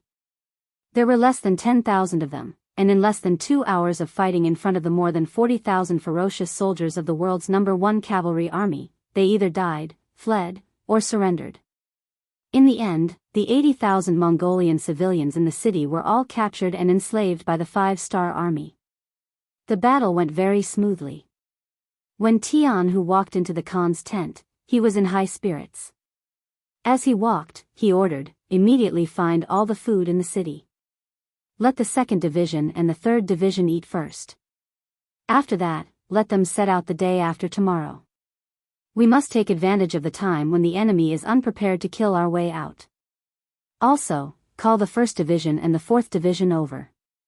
We also need to discuss the issue of defending the city. This earthen wall is really not sturdy. We must immediately rebuild it and use everything we can, including the civilians in the city, to dig trenches. No matter what, before the army arrives, we must be nailed here like a nail." When he said this, Tianhu's eyes were filled with determination. If the surprise attack on Akmo was the first step to success, then defending this place was the second step. It was also the most difficult step. Tianhu could even imagine that once the enemy knew that there was such a nail in their heart, they would not be able to resist pulling it out. When Akmo fell, Janabek Khan only managed to escape with less than 1,000 Kazakh cavalry. When the news began to spread, Mandolato, who heard the news, immediately smashed the desk in front of him and shouted angrily, "Trash, a bunch of trash." After venting his anger, Mandolato calmed down and felt the threat. He did not know how the 5-star army had bypassed his front line. He had to find a way to eliminate them. He absolutely could not tolerate a fierce tiger lying by his side. He also could not allow the 5-star army on the east and west to converge. Otherwise, it would be the beginning of a disaster. At this moment, Mandolatu finally understood that the crazy and brainless attacks of the 5th-star army in the past half a month were not to cover up those killers, but to attract his attention so that the cavalry of the 5th-star army could pass right under his nose. It had to be said that even though he was very careful, he was still careless and fell into the 5-star army's trap. Or it could be said that he fell into the trap of King Wunan of Damyang. "Men, send out 80,000 cavalry. No matter what, we must capture Akmo city and kill all the 5-star army's cavalry there. Kill them all." After enduring for so long, Mandolato finally decided to reveal his fangs. His first target was the world's first cavalry army that was nailed into Akmo city like a nail. Once this nail was pulled out, the next target would be the 20,000-strong 5-star army's cavalry that was about to attack from behind and join the 5-star army on the east front. Mandolato did not believe that it was only 20,000 cavalry. Could they really overturn the heavens? The same news also spread to the 5-star army's camp on the west front. At this moment, everyone knew that the 6th young master's actions had such a deep meaning. Some of the officers who had complained could not help but feel ashamed. For this reason, many officers actually knelt in front of the main tent and apologized to Yang Chendong in person. In response, Yang Chendong only arranged for Beta Persei to come forward and admonish them. He had already investigated and found that these complaining officers had the intention of thinking for the army. No one had any ulterior motives because of this. This did not cross his bottom line, so naturally, he would not punish them too harshly. This was probably the effect of Gray's death. Although there were quite a few people who suspected that Yang Chendong was the culprit behind Gray's death, after considering that he had indeed done something that was not allowed by military discipline, coupled with his frightening arrogance in the later stages of his life, such a person's death was not worth pitying. Furthermore, although Gray had died, he had died fighting for the 5-star army in name. As a result, his family had received quite a bit of compensation. With this, they had both money and face, and no one would step forward to seek justice for them. On the contrary, what everyone needed to consider was that they could not easily make mistakes in their work in the future. For this reason, many officers who joined the army later went to check the military discipline of the 5-star army. This was very gratifying. Ely County. King Baoli's face was full of worry, and it lingered for a long time. Ever since his prime minister, Syed Ali Alip, had suddenly disappeared, all the pressure had been placed on him. When the military matters, the local matters, and the pressure exerted by some nobles all came pressing down on him, he quickly had a lot of white hair on his head, and he looked much older. Regardless of whether it was day or night, he dealt with all kinds of matters. However, not only did he not manage to deal with them well, there were more and more of them. This was especially so when he heard that the five-star army had entered his territory from the Kazakh Khanate. He felt that the pressure was about to completely crush him to the ground. Originally, he thought that with the appearance of the Timur Empire's Great Khan, the Khanates would temporarily be united, and more Khanate alliance cavalry would enter his territory. His country would be saved.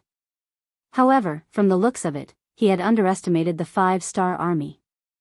Or, it could be said that he had overestimated the so-called invincible Khanate alliance. Truly a bunch of trash. He had the same sigh as Mandula Tuesday.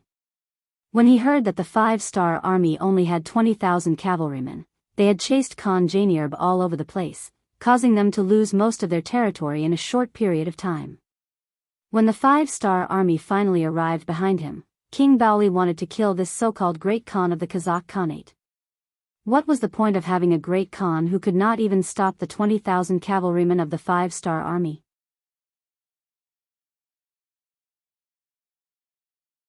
Chapter 1511. Sighs were sighs, and curses were curses. He knew that the five-star army on the Eastern Front was responding to the 20,000 cavalrymen. They were trying to open up a path by attacking from both sides. The five-star army on the Eastern Front was attacking ferociously, and their momentum was even more powerful than a few days ago. The five-star army on the Eastern Front was responding to the 20,000 cavalrymen. They were trying to open up a path by attacking from both sides. There are hundreds of thousands of cavalrymen here. Do you think you can open it just because you want to? Bao Lide's face was filled with confidence when he thought of the 10-kilometer-long trench outside the city that was enough to stop the five-star army's attack. It was also because of this trench that the five-star legion's cavalry couldn't charge forward at all, which was why they were able to hold off the enemy for so long. Bao Lide was confident that he would be able to hold off the main force of the five-star legion this time. As long as he could hold off this wave of attacks, he believed that the other Khaganates wouldn't just ignore the 20,000 enemy cavalry that appeared behind them. Bao Lide was confident that he could defend Ali Mali city. However, what he didn't know was that one of his generals, Wu Liji, was secretly meeting with an old friend. At this moment, he was struggling with whether to surrender or not. When Wu Liji's old friend, dressed in a black robe, appeared in his residence, the great general was given a huge fright. After the shock, he walked over with a face full of joy. "Prime Minister, where have you been these past few years? We missed you so much." That's right, the person who came was Prime Minister Ali Pu. It had been almost 4 years since Yang Qindong had sent people to rob him. During this time, he had been under the surveillance of intelligence personnel. He had been to Yangtze's Chichen City, Shishir, and other provinces. It could be said that he had been moving around without stopping. These years of traveling had greatly broadened his horizons. Just like what Yang Qindong had said when he met him secretly, his so-called governance was just child's play. Under his governance, the nobles would still be high and mighty, and the common people would still live a life without hunger. Apu had once scoffed at this, thinking that Yang Qindong was just a braggart. At least from what he knew of history, there had never been any nation or country that could eliminate the privileges of the rich and powerful and allow all the ordinary people to live a prosperous life. For example, they did not lack food, clothes, and houses. In his opinion, no one could do this. Anyone who could make 50% of the people live such a life would be a great ruler. If he could make 60% of the people reach this standard, then he would be a great emperor. If he could make 70% of the people reach this standard, then he would not even dare to think about it. However, after visiting for 4 years, he found that Yang Qindong was not just bragging. Instead, he really did what he said. Although the common people's wealth did not reach 100%, it was at least 80%. Moreover, this percentage was still increasing year by year. In other words, as long as they were hard-working people, dutiful people, and people who were willing to work hard, they would be able to live a prosperous life. This was something that he didn't even dare to think about before. Now, someone had actually realized it and even let him see it. This had greatly affected him. How he wished that the common people of his country could also live such a life. That way, even if he died immediately, it would be worth it. But in his heart, he knew very well that this was impossible. Not to mention other things, just the privileges of the rich and powerful were something that no one could abolish. If someone really did this, they would be overthrown by the rich and powerful. Even if he and the king worked together, they would not be able to do it. Even so, a bold idea appeared in his mind. If he could not do it, he might as well give it to someone else, such as the leader of Yangxia, Yang Chendong. After having this idea, Apu quickly shook his head, wanting to suppress it. Wasn't this the same as selling out his country? Wasn't this the same as giving his country to someone else? This was the act of a traitor. Apu wanted to suppress this sudden thought, but after it appeared, he discovered that it wasn't something he could suppress even if he wanted to. This was especially so when he visited other provinces under Yangxia. He saw many common people who had migrated from other places and lived with them. When he asked them whether they still remembered where they were from, whether they wanted to return to their homeland, or whether they wanted to rebuild their country, the answers he received were the same. Of course I want to go home. After all, it's my homeland. But if I have to live a life where I can't eat or wear clothes, I'd rather stay here. Here, my family and I lived a good life. We didn't have to worry about our next meal, nor did we have to worry about our wealth being swallowed by the rich and powerful. We also didn't have to worry about our own safety and whether or not enemies would suddenly attack. This is the life I want. As for the past, forget about it. Just treat it as a memory. That's right, it's a painful memory. When this answer did not come from one person, but from 10 people, at least 9.5 gave the same answer. Apu knew that the common people's eyes were clear, and Yang Chendong's actions were correct. If it was wrong, why would the common people speak up for him? Why would he receive the support of the common people? Why would the common people be truly satisfied to the point where they would forget their homeland and their country? After slowly going from not understanding to understanding, Apu began to believe in his thoughts. Yang Chendong was correct, and this method could also be applied to his country. Although the price he had to pay was the loss of his royal authority, compared to the common people being able to live a better life, it was all worth it. Back then, wasn't his wish to let the common people live a better life?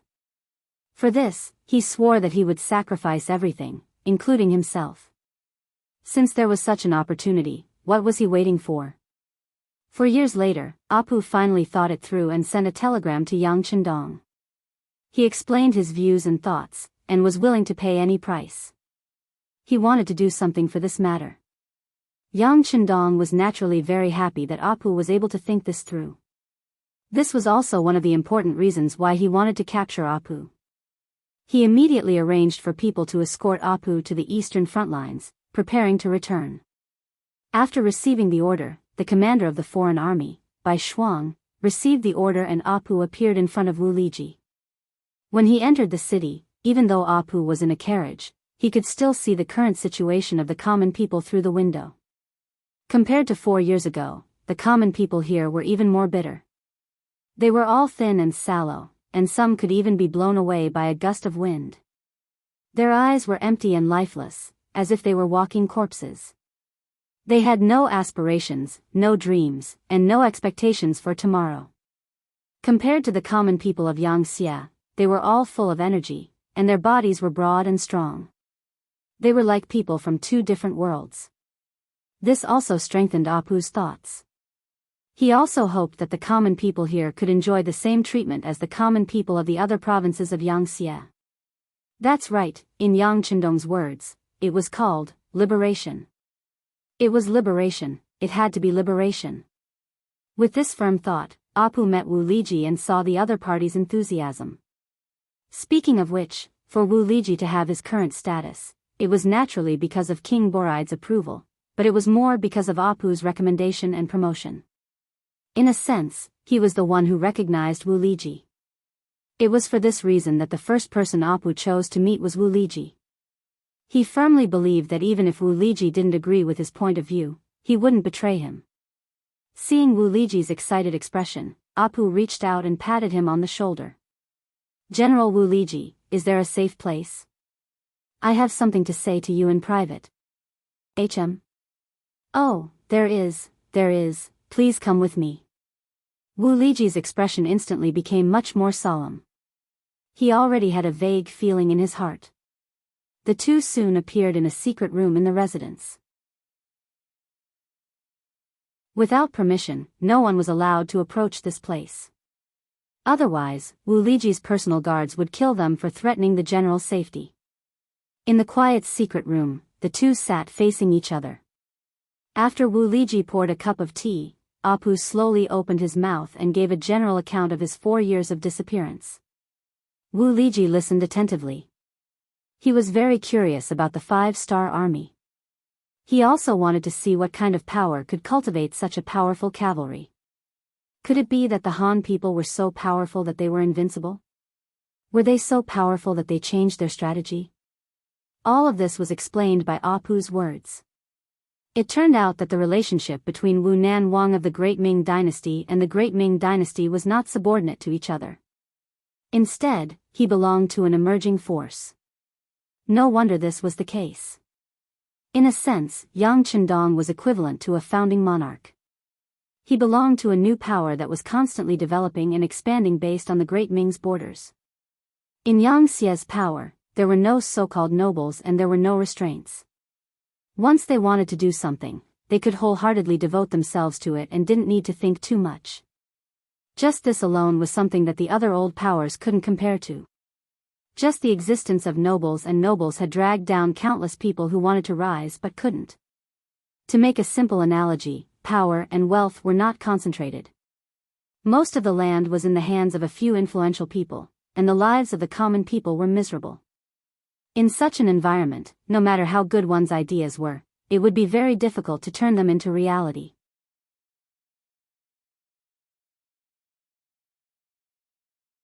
Chapter 15:12. The 5-star army didn't have such concerns right now, but no one could guarantee that they wouldn't in the future. Wu Liji also raised his doubts on this issue. Sir Prime Minister, can this King Wunan of Damiang really eliminate the existence of influential officials? If this is the case, who can guarantee that his position will be stable?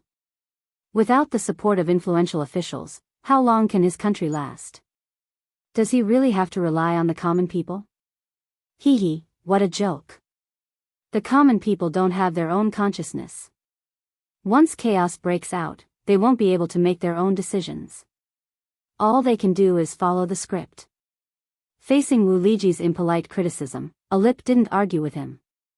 In his opinion, whether or not Yang Chendong really could eliminate the existence of influential officials wasn't important. What was important was that he had already accomplished this. What was important was that the current King Wunan of Damiang was his enemy. What was important was that this King Wunan of Damiang had never shown mercy to his enemies. In this person's eyes, there were only two choices: surrender or be exterminated. There was no such thing as a sovereign state or an auxiliary state. General Wu Liji, if you wish to discuss this matter, there will be plenty of opportunities in the future. Let's talk about the current situation first. Right now, the 5-star army's two armies are about to converge.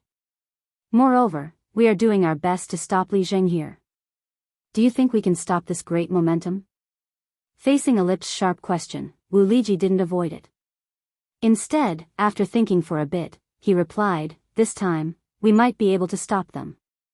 However, the next time might not be the case. If the 5-star army is determined to achieve their goal, I believe we won't be able to stop them in the end. Good.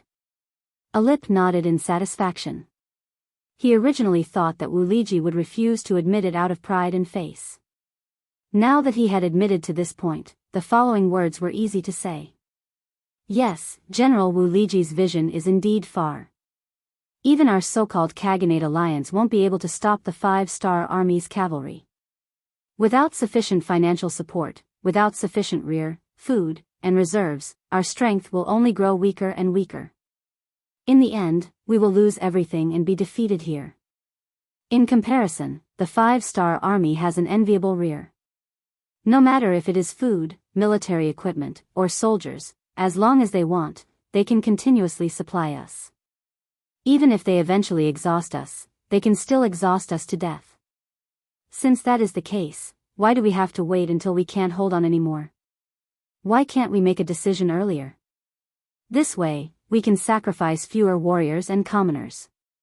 This is a good thing to accumulate merit. Even if we take 10,000 steps back, even if we win this battle, what can we get? The Wunan of the Kaganates of Damyang's territory. If that's the case, our strength will be greatly weakened. Even if the 5-star army doesn't swallow us up, I'm afraid that the nearby Khanate won't let us off. At that time, our citizens will become slaves. Is this what the general wants to see? Of course not. Facing Alip's aggressive questioning, Wu Liji hurriedly denied. Good, since that is the case, then is the general willing to surrender to the 5-star army? Don't worry, I have already spoken to King Wunan of the Great Ming Dynasty. He has also promised that as long as the general is willing to open the passage for the 5-star army to come in, and is willing to surrender and gain military merits, he can guarantee the general's absolute safety and partial rights and interests. At that time, your family will definitely be grateful for the correct choice you made. Many years later, you will also be proud of the choice you made today. Alip finally revealed the reason for his visit. These words were not only for the sake of Wu Liji and his family, but also for the sake of the citizens and warriors of the Kaganates. He didn't want his country to become a sacrifice. If that happened, he wouldn't close his eyes even if he died. Facing Alip's expectant gaze, Wu Liji didn't immediately make a decision. Instead, he asked, Minister, have you really traveled for 4 years and met countless citizens who surrendered to the 5-star army? Are they really living well? Yes, I can swear on my life. Facing this series of questions, Alip nodded solemnly. A glint flashed across his eyes. All right, since that's the case, I'll do it for the sake of the safety of my people. Lord Prime Minister, just tell me what to do. Wu Liji said with a resolute and decisive tone. Just from this point alone, he was a righteous person with the citizens in his heart. After receiving Wu Liji's affirmation, Alip let out a long sigh of relief. He knew that his mission was half complete. He already had a plan for what to do next. When the time comes, the 5-star army's main force would also cooperate with him. Alip met with Wu Liji in private. Because everything was arranged by Yang Xie's intelligence department, it avoided everyone's eyes and ears, so much so that Bao Lai didn't know about it at all. A day later, he received news that Wu Liji was seriously ill. After so many years of war, countless generals had died. Wu Liji had already secured his position as the #1 general. Now that something was wrong with his body, no matter what, as the king, he had to come and ask about it. 200 palace guards accompanied Bao Lai out of the city and arrived at Wu Liji's mansion. He also met General Korban, the man who was second only to Wu Liji in the army. Oh, General Korban is here too. Bao Lai raised his head and asked. He nodded as a form of greeting and then walked into the room with only 2 guards. He saw Wu Liji lying on the bed. Wu Liji's face was pale, and he looked seriously ill. There was a person in front of him with his back facing the king, who seemed to be saying something to him. The 2 guards shouted as soon as they entered the room, His Majesty the King has arrived. Hearing her voice, Wu Liji forced himself to sit up. With his back facing her, he slowly began to turn around. At this moment, Bao Lai's gaze was completely focused on Wu Liji. He didn't notice the person who was halfway through turning around. With a concerned expression, he asked softly, General Wu Liji, what's wrong with your body? It's only been a few days, how did you get so sick? Just as he said that, Bao Lai's gaze met the eyes of the figure who had turned around. When he saw who it was, he froze on the spot, as if he had seen a ghost. He didn't know what to do. Not only was King Baoli stunned, but the 2 guards he brought with him were also rooted to the spot with a look of shock on their faces. This was because they recognized who it was. Who else could it be other than the Prime Minister, Apal? Prime, Your Majesty the King, it's been 4 years. Have you been well? Apal was naturally much calmer. It was obvious that he had expected this scene. At the same time, 4 bodyguards rushed out from the corner of the room. While the two palace guards were still in a daze, they instantly pinned them to the ground. The commotion behind him caught the attention of King Baoli. He turned around and saw his guard being restrained. His face turned pale with fright. He turned around and looked at Apuli. Then, as if he had realized something, he asked, "Minister, what are you trying to do?" "Your Majesty the King, there's no need to panic. We have no intention of harming you. In fact, we're here to help you," Apal said calmly. He pointed at a chair beside him as if to say, "Let's sit down and talk." Seeing Apu's calm expression, King Boraid sighed and sat down. Since he was here, he should take things as they came. He understood his prime minister too well. Since he had appeared, he must have made preparations. If he did not cooperate and insisted on shouting, it would only force the other party to do something unfavorable to him. King Boraid sat down on his chair. From Apu's eyes, he knew that he was halfway done. Just like how the other party understood him, he also understood the king very well. This was an ambitious king who could judge the situation and size up the situation. He was not an impulsive person. He knew what could be done, what could not be done, and even what should be done at the right time. "Please allow me to address you as Your Majesty." "Your Majesty, the current situation is like this." As Apu continued to explain, the situation of the entire Khanate alliance became clearer to King Baolid. Akhmo City, the capital of the Kazakh Empire. More and more Mongolian cavalry appeared 30 li away from the city. They were like the dark clouds in the sky before a heavy downpour, appearing in groups on this land. The scouts gathered all the information they saw and presented it to Commander Jianghu.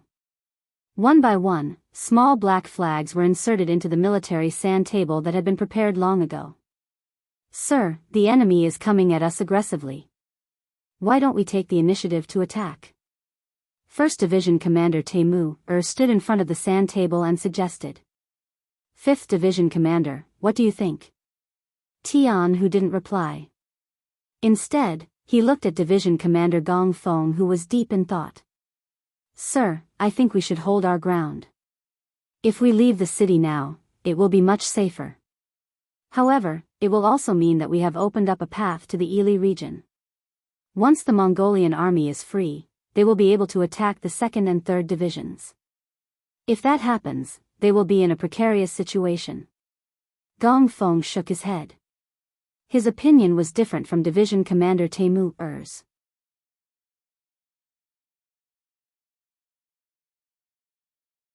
Chapter 15-13. This time, without waiting for Tianhu to ask, Temu asked anxiously, "Defend? How?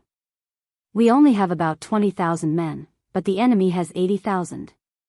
This doesn't even include the allied armies from other khaganates. Besides, our world's #1 cavalry army focuses on offense. Defense isn't our forte." Temu's words made sense. The world's #1 cavalry army was second only to the Black Cavalry in terms of cold weapons. No matter what kind of powerful enemy they faced, once they became their target, they would not have a good ending. This was a publicly acknowledged fact. However, when it came to defense, they were a little lacking. After all, cavalry focused on offense while infantry focused on defense. This had become a law in many people's hearts and an objective fact. No. Commander Temu is wrong. We don't only have about 20,000 men. We also have 6,000 captives and 100,000 Kazakh civilians. They can all be used by us. When Gong Feng said this, there was a smile on his face. It was obvious that he already had a card up his sleeve. Looking at Gong Feng's confident expression, Commander Tianhu chuckled. "Oh, it seems like our 5th commander has a card up his sleeve. Since that's the case, the task of defending the city will be handed over to your 5th commander. If there's anything you need, we will do our best to cooperate." With Tianhu's words, Gong Feng felt more confident. "Thank you for your support, Commander. Since that's the case, this subordinate will try his best." Gong Feng's so-called try was not a spur-of-the-moment decision. He had already prepared for it. He had carefully studied some of the beautiful battles under Yang Chendong's command and learned many things. One of them was how to use money to buy people's hearts for his own use. Harsanhan had left in a hurry. He had never thought that the 5-star army would suddenly appear in front of his capital. Without any preparation, he had left, but the wealth he had accumulated over the years was left in Akmo City. Now, this wealth was in the hands of the 5-star army. With these riches as capital, Gong Feng piled them up in the largest open space in the city. As more and more Mongolian citizens were attracted by these things, various rewards were placed in front of them, where they could earn riches if they contributed to the war. Using Gong Feng's explanation, it was natural for soldiers to be paid. As long as the commoners were willing to help the 5-star army defend the city, then the wealth would belong to them. In order to make everyone believe in his sincerity, everyone who came to watch the fun was rewarded. Some were given silver, some were given copper coins, and some were given refined salt, ironware, and precious furs, tea leaves, and silk. Just by coming to watch the show, they were able to obtain so many benefits. When the local things fell into their hands, more and more citizens began to believe in the 5-star army. As the saying goes, facts speak louder than words. With the things in hand, this was the real thing. It was far more effective than 10 or 100 sentences. With the cooperation of the surrendered Mongolian soldiers that Gong Feng had bribed beforehand, the first batch of people stepped forward and expressed their willingness to work for the 5-star army. When they expressed their desire to distribute the wealth to themselves, Gong Feng waved his hand and took out some good things in front of everyone. Things became much easier after that.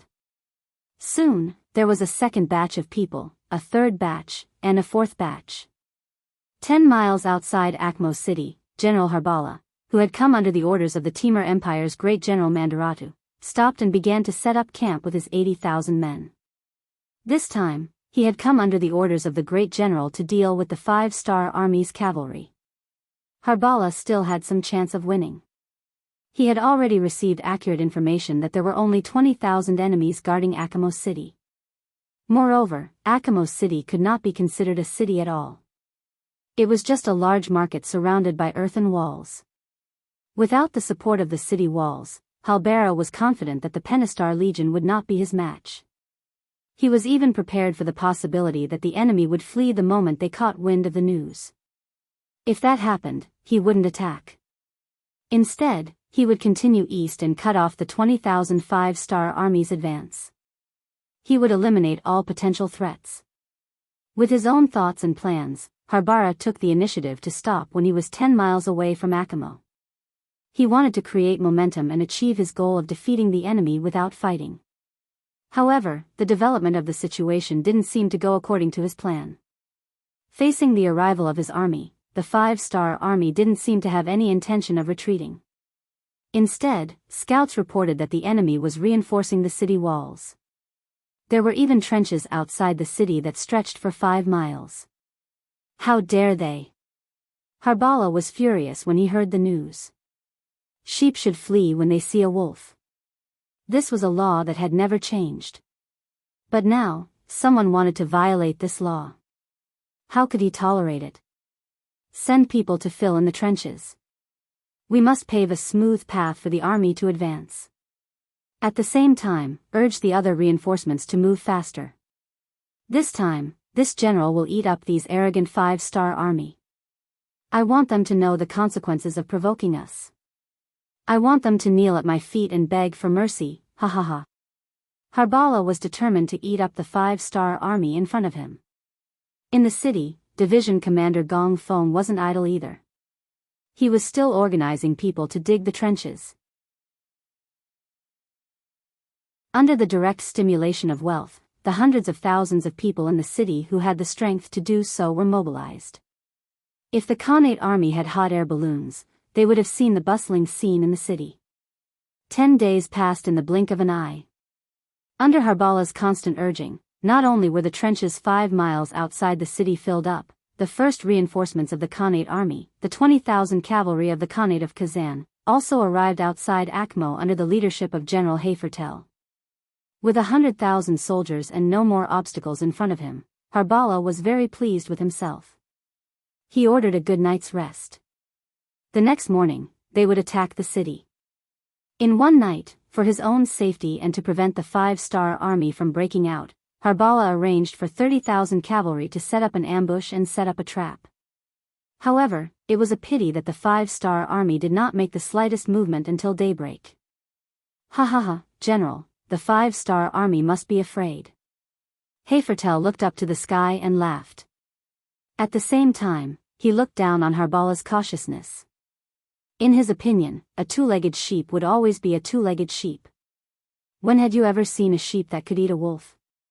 Knowing that he was being laughed at, Harbala ignored Hayfertel and ordered his 10,000 cavalry to charge. He wanted to take the first merit and prove that the cavalry of the Timur Empire was the strongest. The wall was only 10 feet tall, but under the impact of the huge logs, a huge crack quickly appeared. Then, a gap of 20 to 30 feet appeared, allowing the cavalry to charge through. War drums sounded, and the 10,000 Timur cavalry charged in high spirits. But when the cavalry entered the earth wall, they were surprised to find that not a single one of the 5-star army cavalry could be seen. Just as many of the cavalrymen were confused and didn't understand what was going on, cries of agony rang out one after another. Many of the cavalrymen who were eager to contribute fell into the deep pits while charging and were stabbed to death by the sharpened logs that had been set up in the pits. They were severely injured. It won't work here. Try from another direction. The captain leading the cavalry roared and ordered the cavalry to change the direction of attack. But without exception, the path forward was filled with deep trenches. In other words, after the trenches on the outside, there were also countless trenches in the city. No one knew how long these trenches were. Akhmo city was very poor. It didn't have any proper city defenses, and there weren't many houses that were pleasing to the eye. But it had one advantage, and that was that it was large enough and long enough. Perhaps this had something to do with the fact that the Khans liked to fight for territory. Whenever they arrived at a new place, they would always try to carve out as much territory as possible for them to use. As the capital of the Kazakh Empire, Akhmo city was naturally not small. This allowed Commander Gong Feng to have enough space to trade for time. Hearing the cries of the injured soldiers and seeing the countless trenches, the captain leading the cavalry retreated from the city with a headache and reported what he saw to Harbala. There's such a thing? The result was completely different from what he had imagined. At this moment, Harbala felt as if his heart was being scratched. The feeling of knowing that the enemy was right in front of him, but he couldn't see or hit them, made him feel very uncomfortable. Continue to fill the trenches. This general doesn't believe that the 20,000 5-star army can be stronger than our 100,000 soldiers. Harbala had no choice but to use the stupidest method, which was to continue to fill the trenches. He didn't think that the 5-star army could make the 100,000 Kazakh civilians in the city work for them. In his mind, his own people were the most unyielding and wouldn't be used by the Hans. Just like that, the 100,000 cavalry dismounted and put down their sabers, becoming engineers and starting to fill the trenches. Meanwhile, the 100,000 Kazakh civilians in the city continued to dig the trenches. One dug and one filled, as if they were in some kind of competition. The original cavalry charge had become a competition, completely going against the original intention of the war. It also bought a lot of time for the 20,000 cavalry of the world's first cavalry army.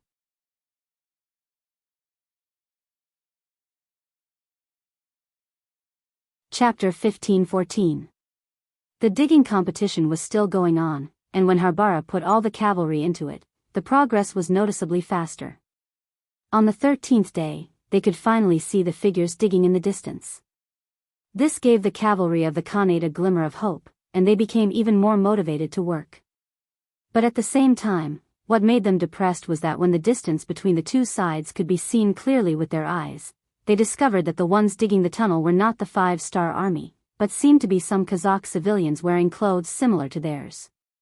This discovery made Harbala very angry.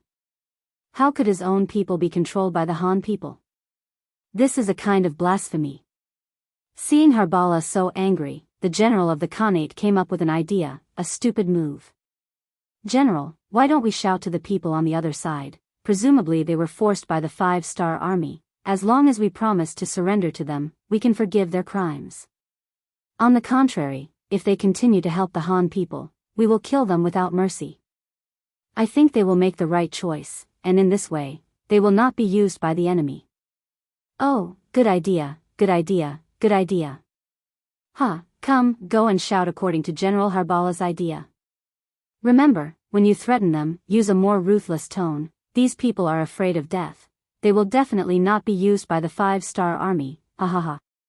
Whether it was in Harbala's eyes or in Harbala's eyes, the people were the most afraid of threats. As long as enough pressure was applied, they will definitely yield. And without the obstruction of the trenches, the more than 20,000 5-star army in front of them were like a group of sheep waiting to be slaughtered, and they could do whatever they wanted to them. It must be said that the two generals may be good at leading troops, but when it comes to understanding people's hearts, they are too far behind. At least compared to Gong Feng, they are not at the same level. On one side were 100,000 old and weak people, and on the other side were 100,000 strong cavalry in the prime of their lives. Their ability to work naturally could not be mentioned in the same breath. This is the reason why even though the Khanate's army moved later, their progress was still able to catch up. If this continues, it will only be a matter of time before the two sides fight. But Harbala's wrong move was destined to help the 5-star army. After the local shouts came from afar, the originally tired Kazakh people were suddenly filled with energy, and their digging speed was even faster than before. Before, there was no threat, everyone was just helping out for the sake of money. But now, after the threatening words of the Khaganate Alliance army reached their ears, the people realized that they had no other choice. Or rather, their fates were completely tied together with the 5-star army. Surrendering in the past. Not to mention whether the 5-star army would agree or not, with the greedy character of the Khanate's army. If they surrendered, the Khanate's army would take all the good things. How many people would be willing to vent their anger on something that was already in their hands? And if the 5-star army, then the army of the 5-star army. This was the Kazakh people's people. They were bound together for good or ill. If it was said that before, they worked hard to dig holes to earn more money so that they could have a better life, then now, they were digging holes for their own safety. At this time, even if Gong Feng didn't give them any benefits, these people would still do their best. Gong Feng also saw this, but he didn't stop giving them benefits. Using the words of his teacher Yang Qindong, any problem that could be solved with money was not a problem. Not only did their shouts fail, but the other side's speed also began to increase.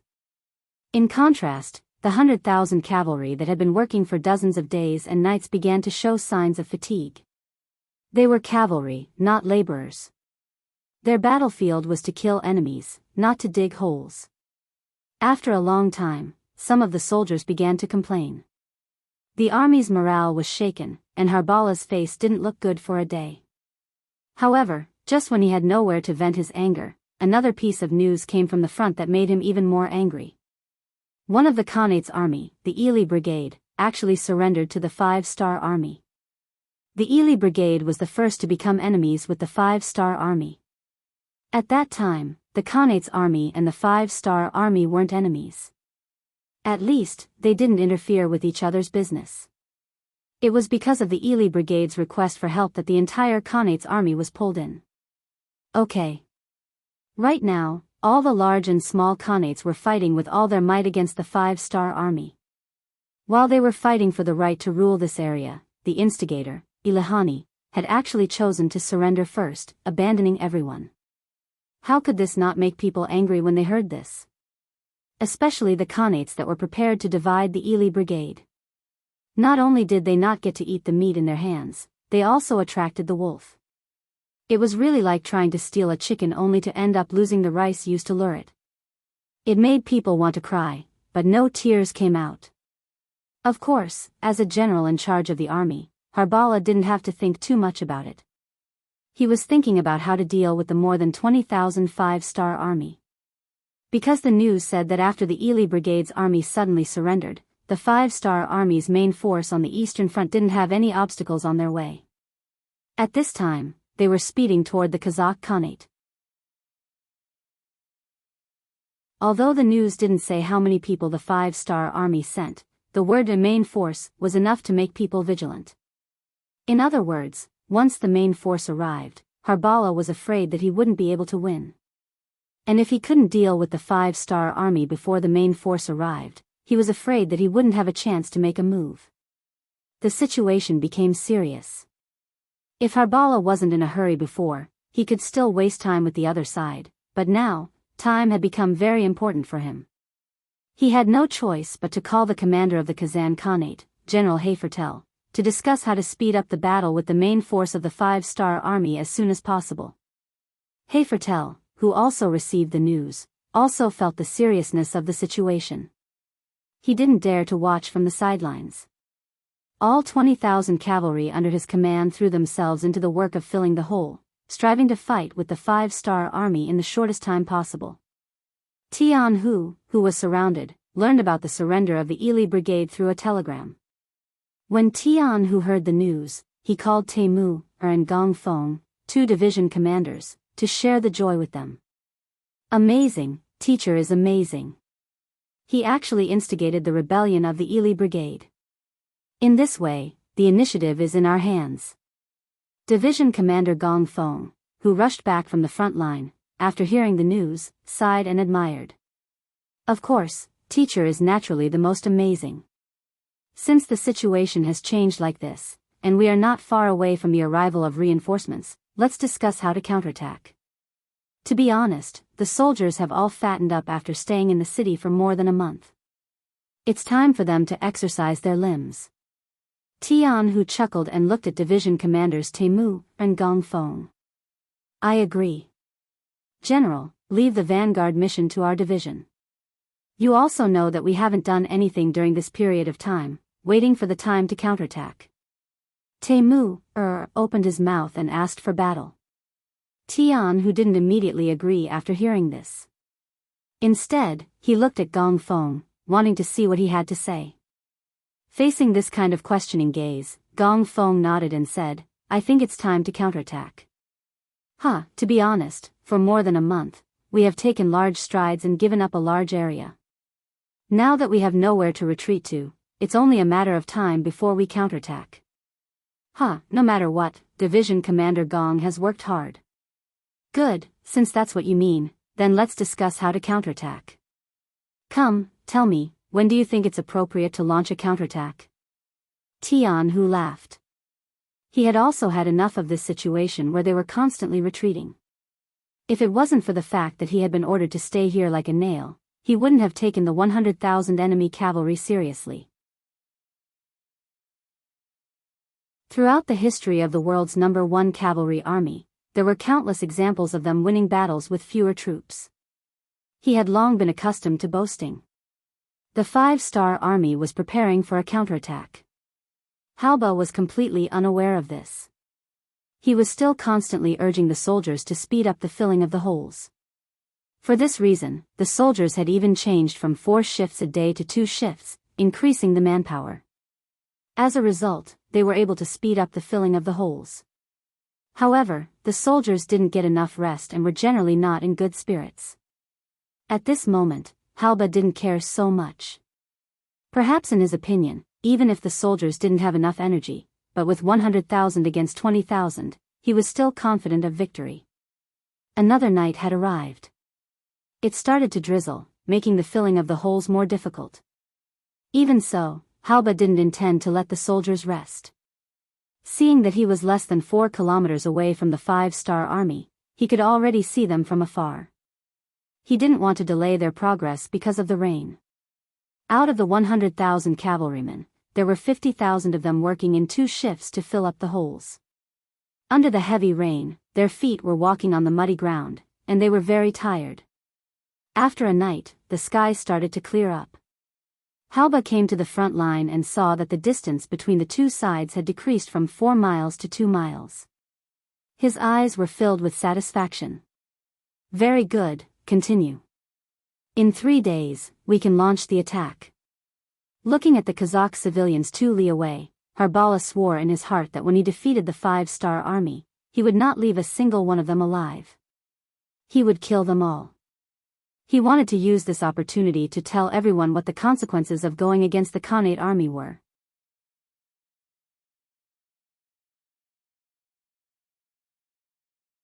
Chapter 15:15. While Harbala was still dreaming, the soldiers of the Khaganate army who had been busy the whole day changed shifts. The exhausted Mongolian cavalry returned to their tents to rest. Another 50,000 men entered the battlefield to fill in the holes and pave the way. Tired from the day's work, the soldiers only ate a little when they entered the tent and went to sleep.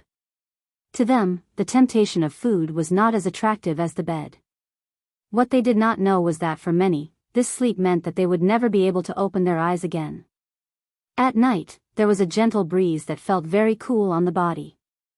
A division of 10,000 cavalry mounted their horses in the cool breeze. They checked their equipment and prepared to attack at any time. Tonight was the night that Jianghu and the other two had discussed the counterattack. No one knew that the Kazakh civilians who looked like they were working hard to dig the deep holes during the day were actually just kicking up dust.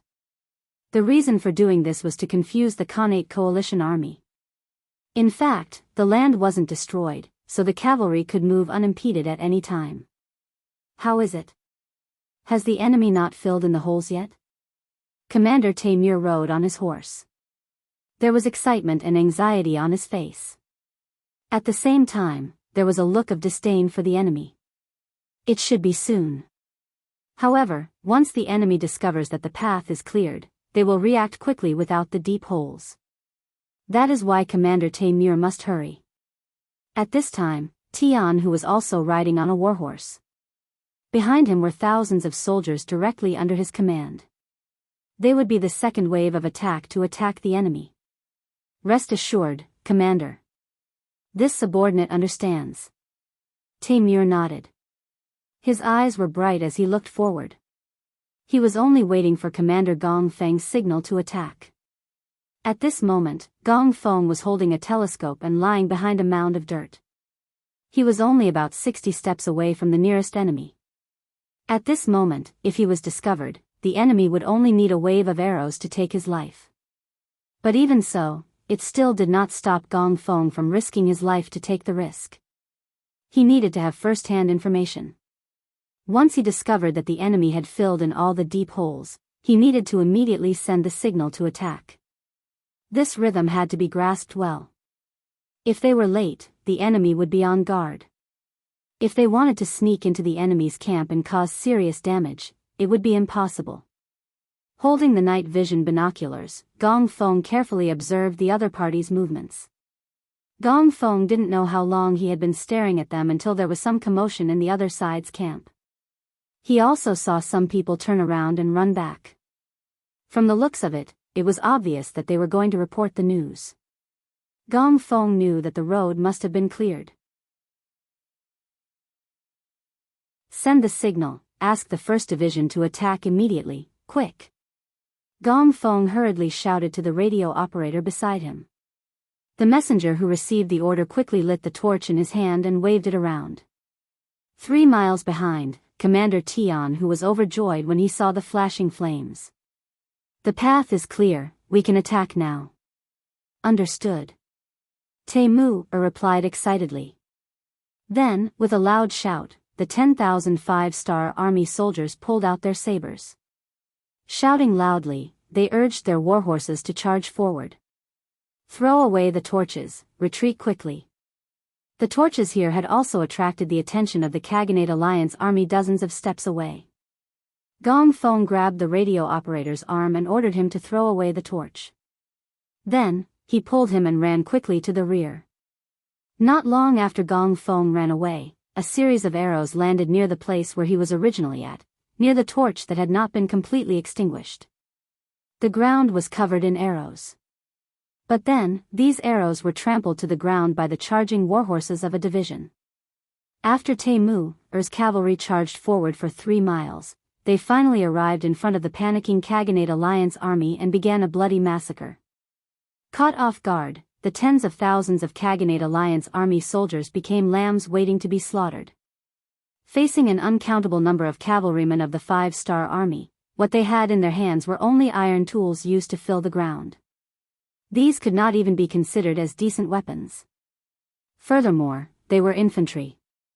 How could they possibly fight against the well-prepared 5-star army? Run! No one knew who shouted first, but it became an order for the soldiers to retreat.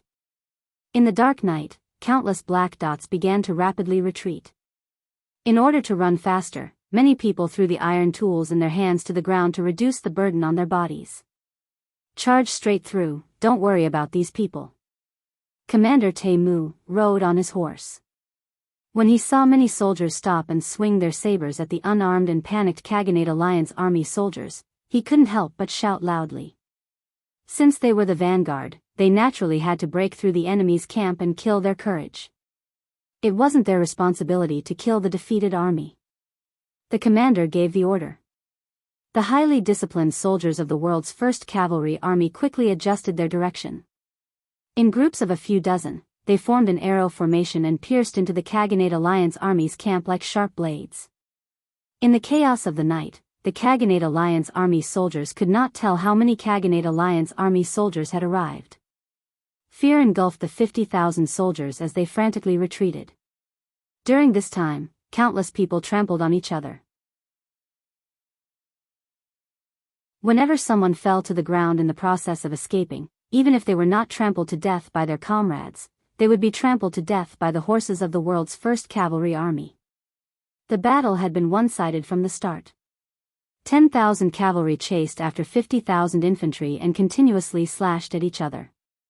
It was like a monstrous flood that poured into the Khaganate Alliance army's camp. Harbala was woken up from his sleep. When he learned that the 5-star army had launched an attack, his face was filled with disbelief. This is impossible. Didn't they not open up the path? There are so many deep pits. How did their cavalry charge through? General, we have been deceived. The 5-star army did not dig the pits at all. They were just putting on an act. When we filled up all the pits at night, they launched their counterattack. We are completely unprepared and the army has suffered heavy losses. The captain who came to report was covered in sweat as he spoke anxiously. What?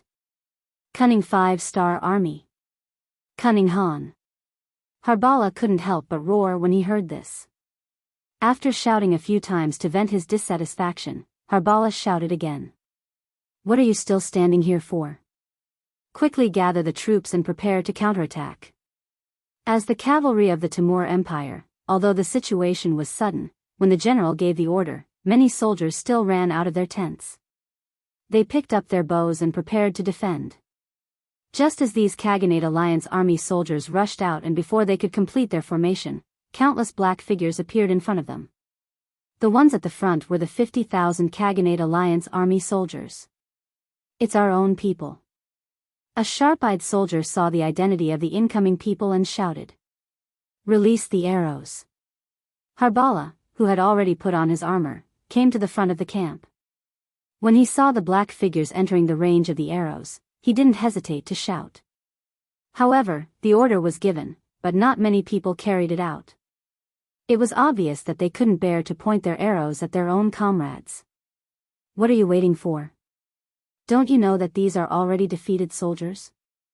If we ignore them and let them come, we won't have any defense left. Release the arrows immediately.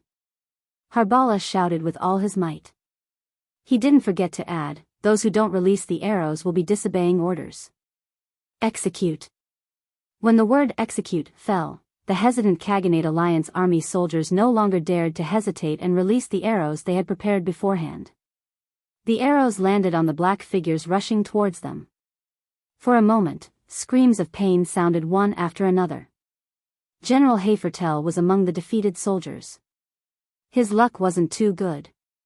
He was the one leading the troops to fill up the trenches tonight. But as a general, he didn't need to do anything. Under the protection of some soldiers, he set up a tent and went to rest when the sky turned dark. He didn't sleep for long before a sudden tremor woke him up. At the same time, he knew that something bad was going to happen. He immediately retreated with the defeated soldiers. All he wanted to do was to regroup with the main force and then block the charge of the 5-star army cavalry. As long as they were able to stop the enemy's momentum, they would be able to counterattack and turn defeat into victory under the condition that the path was cleared. After running all the way, Hafertel was a bit out of breath. Finally, the main camp was right in front of him. Just when he was about to win, the enemy suddenly released a row of arrows. The soldiers in front of him were shot down by their own arrows. This scene made him want to curse out loud. He wanted to curse his comrades for not having eyes. But at this time, he heard Harbala's shout. He finally understood that this general wanted to kill them in order to protect himself. Behind him was the 5-star army's cavalry that was closing in on him, and in front of him were his own allies who were ready with their bows and arrows. At this moment, Hafertel was caught in a dilemma. If he wanted to fight against the 5-star army behind him, he didn't have any weapons in his hands. In addition, he was in a disadvantageous position against the cavalry. The consequences were obvious. Since that was the case, he might as well continue to charge forward. As long as he could reach his own camp, pick up his weapon and mount his horse, he would have the strength to fight again. Brothers, we are allies. We are on the same side. Please let us pass. We will fight side by side with you. After thinking it through, Hafertel took the lead and shouted loudly. After his voice reached the camp, the other soldiers also followed suit and shouted.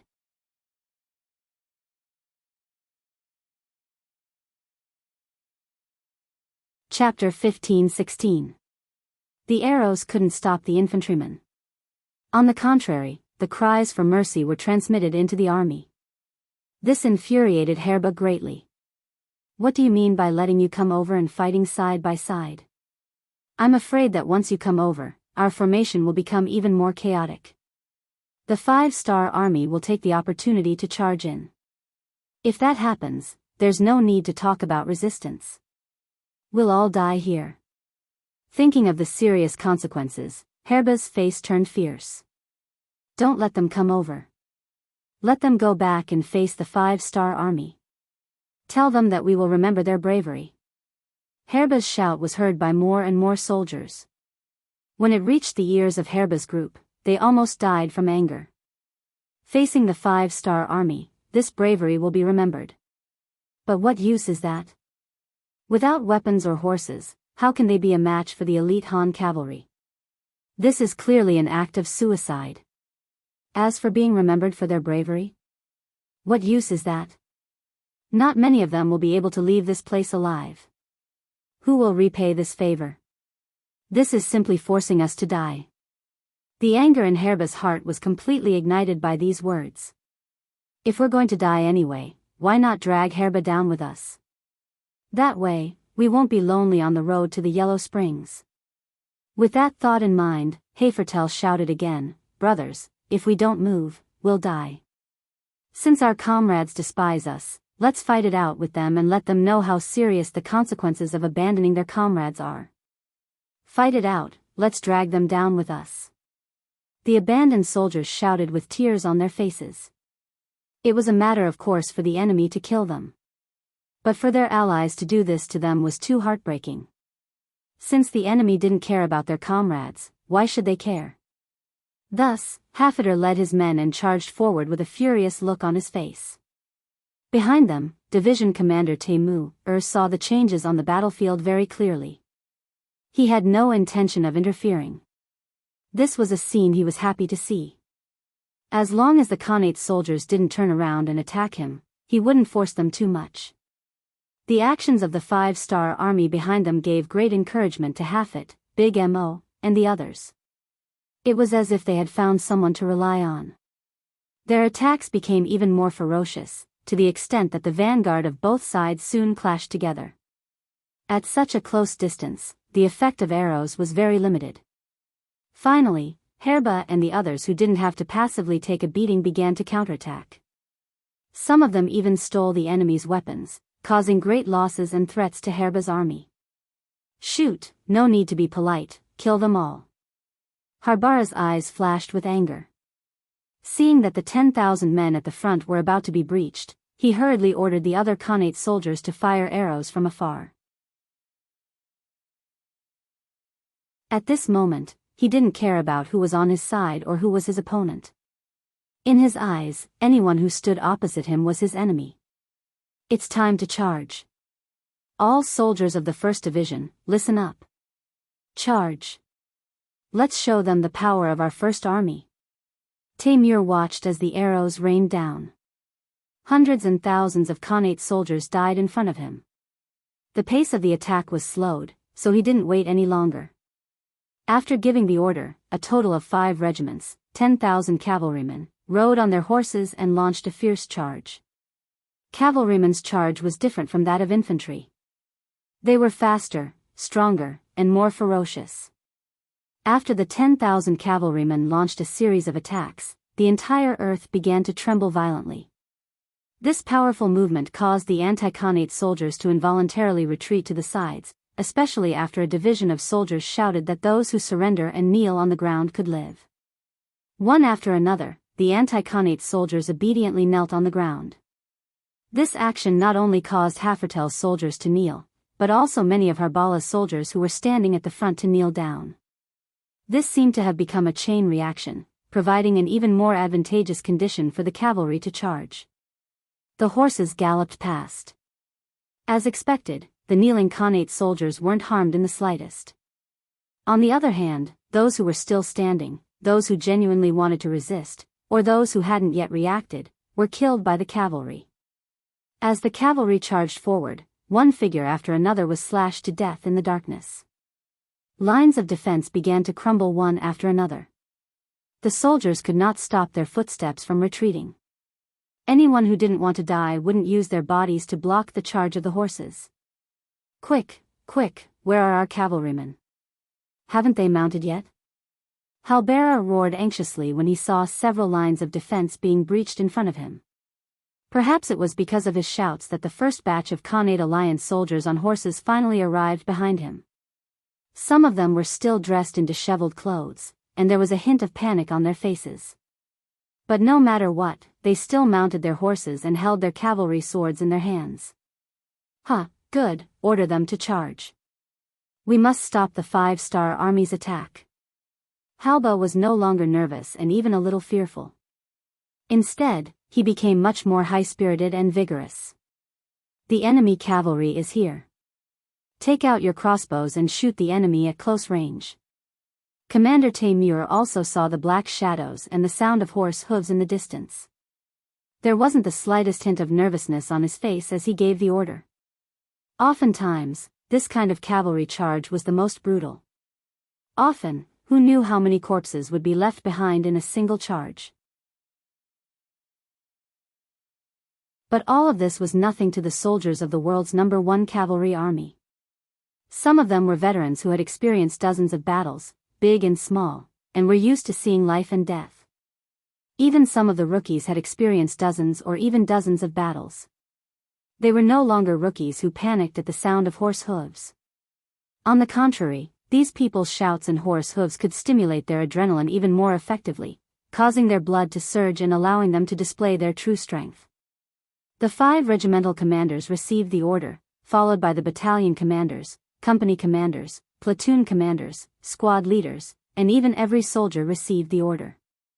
Correspondingly, more and more small crossbows were taken off their backs and held in their hands.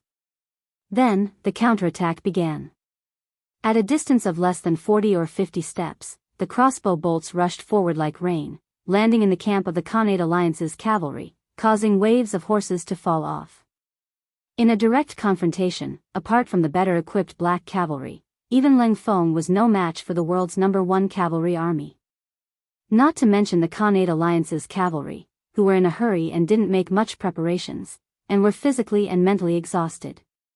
In just a single clash, the first group of cavalry was scattered. Soon, less than 500 of them were left. Then, they turned around and fled, running towards the back. Hold on for me. Seeing that the result of the battle wasn't as evenly matched as he had imagined, and that it was a one-sided defeat, Halba shouted with a dejected face.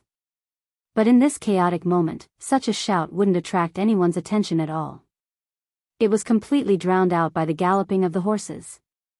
Seeing that the second wave of cavalry was quickly defeated by the 5-star army, Halba knew that he no longer had the ability to control the 5-star army's cavalry. He had failed. Unwilling to accept this, Halba gathered up the remaining soldiers and frantically retreated under the cover of the moonlight, leaving behind the brave cavalry of the 5-star army on the battlefield. The changes on the battlefield were so fast that it was beyond everyone's expectations.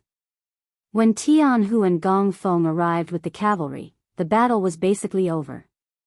Apart from the corpses on the battlefield, there were also captives kneeling on the ground. What's going on? Jianghu looked at all this with a frown, somewhat confused. Commander Temu rode up to Jianghu. Commander, these soldiers of the Khaganate Alliance are too weak. We only charged and they were defeated. Except for a few who escaped, most of them are kneeling on the ground, waiting for us to take them captives. Temu chuckled excitedly. This was the battle record of their division, and it wasn't something that others could take away. Thinking that his division alone had defeated 100,000 enemies, this was something that he could brag about. I see, could this be? Tian, didn't dare to believe it completely. Out of caution, he looked at Gong Feng. Commander, this shouldn't be the enemy's plan. It must be that our division is too brave. It's just that the combat power of the Khaganate Alliance is too low, haha. Gong Feng said with a smile. In this battle, his contribution was not small. If it were not for the success of his plan, the enemy would not have been implicated and the battle would not have been dragged out until now. Now that they had finally defeated 100,000 Khaganate Alliance soldiers, he felt that the burden on his shoulders could finally be lifted. Gong Feng had the same opinion. Tian nodded in agreement. It's not that the enemy is too weak, but that we are too strong. We waited for them to tire themselves out and attacked suddenly. How could these Khaganate Alliance soldiers be a match for our first Sky Cavalry army? Alright, immediately send the news of victory to the 6th young master and wait for the next order to take these captives into custody. Oh right, they fled in a hurry, so they probably didn't have time to take the provisions with them. Take them all so we can have a good meal,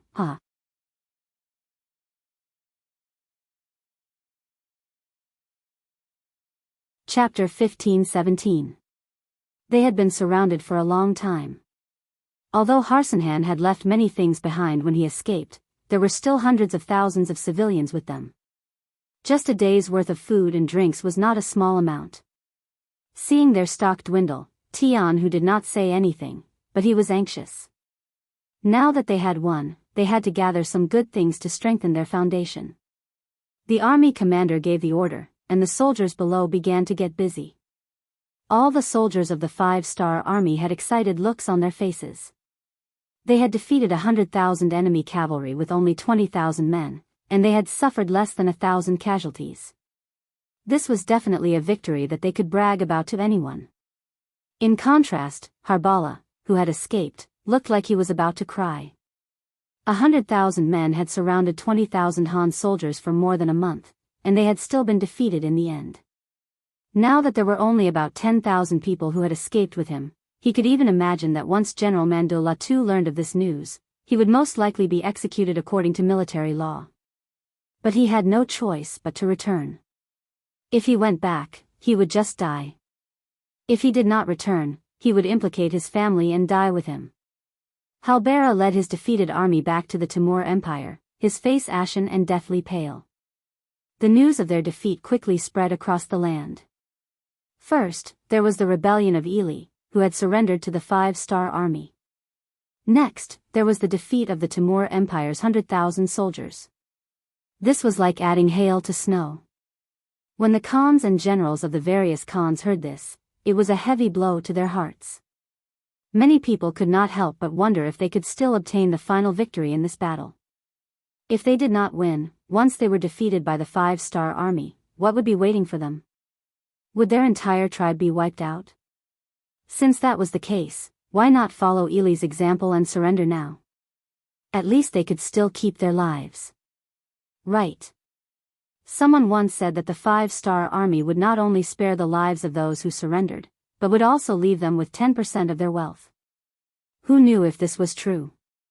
Akmo's city defense battle was not only a defeat, but it also affected the morale of the army, the people, and the will to fight. Once an army lost its morale, it would be difficult for them to win a battle no matter how many soldiers they had. When this news reached the ears of Supreme General Mandolatu, he knew what he had to do. Previously, it was to delay the enemy and deplete the enemy's rations so that they could subdue the enemy without fighting. But now, with the 5-star army's main force on the eastern front opening up a path, this method was obviously ineffective. Since the situation on the battlefield had changed, Mandoratu had to change his tactics accordingly. His choice was to find a division of the 5-star army and engage them in a decisive battle. He wanted to win a few battles first.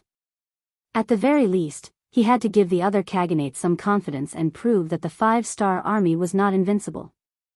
When Harbala returned to Mandoratu's side with 10,000 defeated soldiers, he was not immediately executed. Instead, he was given a chance to redeem himself by leading these 10,000 defeated soldiers to act as the vanguard in the battle against the 5-star army.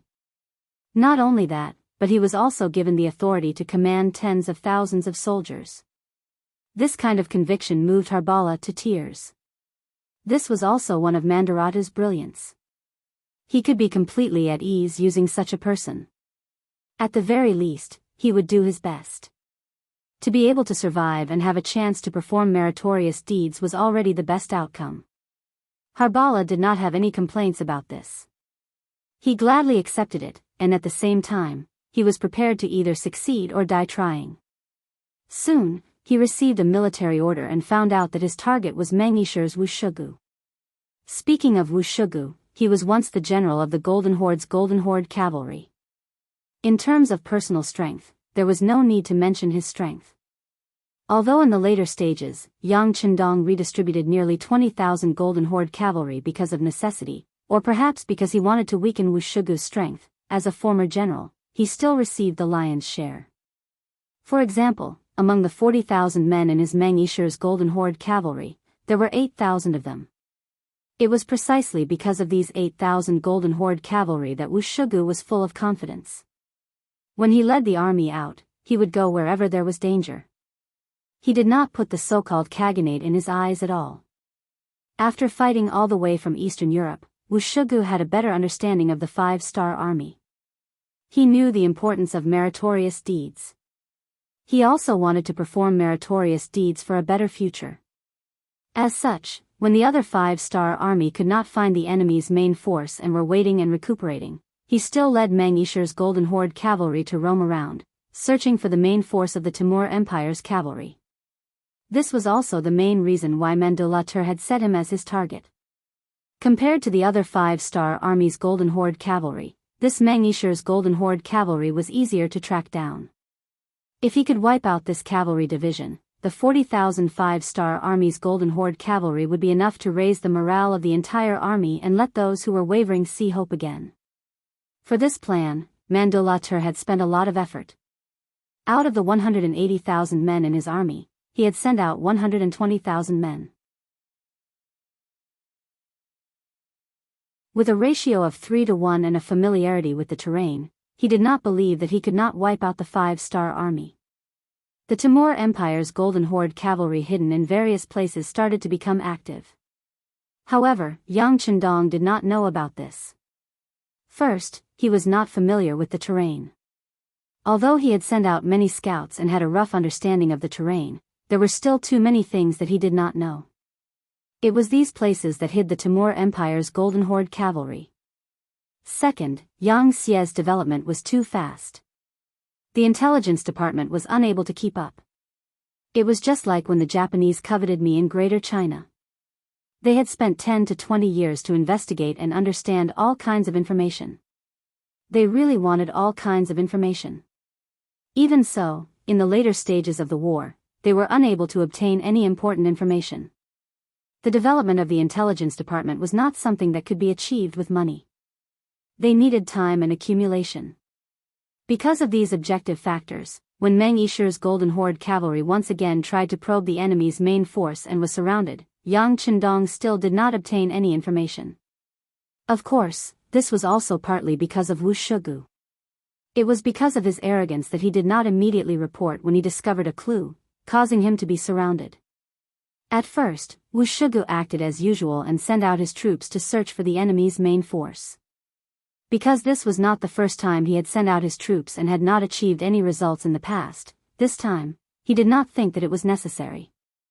At the very least, it could be used to train his troops. Thus, Wu Shugu led out with 40,000 soldiers. When they accidentally discovered a group of 500 Timur Empire's Golden Horde cavalry, he did not immediately report it. Instead, he went with the idea of exterminating the Golden Horde cavalry and gaining some merit. Thinking about it, it made sense. Facing a cavalry of 40,000 men, 500 enemies was simply too few. It was so few that Wu Shugu did not think that it was a great merit. It was only when they chased the Timur Empire's Golden Horde cavalry for 100 li and discovered a second group of 2,000 Timur Empire's Golden Horde cavalry that Wu Shugu became more alert. If they could completely exterminate 2,500 Timur Empire's Golden Horde cavalry, it would not be considered a great merit, but it would still be a merit. Wu Shugu also did not intend to report it. While leading his army in pursuit, he made a wrong decision, and that was to split up his troops. In order to not let the Timur Empire's Golden Horde cavalry escape, Wu Shugu chose to split up his troops and encircle the Timur Empire's Golden Horde cavalry. However, what he did not know was that when he split up his troops, his every move was discovered by the Timur Empire's Golden Horde cavalry. Behind this Golden Horde cavalry was another large group of Timur Empire's Golden Horde cavalry. In the end, when Wu Shugu seemed to have completed his encirclement, a large encirclement had also formed around him. At this time, his Meng 1st Regiment was also completely surrounded by the Timur Empire's Golden Horde cavalry. It was also at this time that Wu Shugu felt that something was wrong when the Timur Empire's Golden Horde cavalry began to appear on a large scale. At this time, because he had been chasing the Timur Empire's Golden Horde cavalry, he had already traveled 400 li. At this distance, even if he immediately sent a message to the 5-star army for reinforcements, it would take at least 2.5 days for reinforcements to arrive. However, facing the Timur Empire's Golden Horde cavalry that had been preparing for this for a long time and had 3 times the number of soldiers, how could Wu Shugu possibly have 2 days? He was leading Meng Yishi. To outsiders, he was leading the 5-star army. However, in reality, he was not a direct descendant of the 5-star army. There was not a single proper Han in the entire army. This kind of army would not be taken seriously. Most of the time, they would be treated as cannon fodder. Due to this understanding, Wu Shugu had never thought that Yang Qindong would come to his aid. Therefore, after he figured out that he was surrounded, he directly sent a telegram to Yang Qindong to make up his mind. This time, because of his arrogance, Meng Yishi's army was surrounded by a large number of soldiers. It was impossible for him to break out of the encirclement. Escaping was not his style. He had already decided to live and die with Meng Yishi.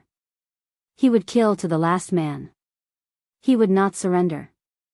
He hoped that Yang Qindong could take care of his family on account of his willingness to fight to the death. After sending out the telegram, Wu Shugu ordered the telegraphers to dismantle the telegram and properly hide it.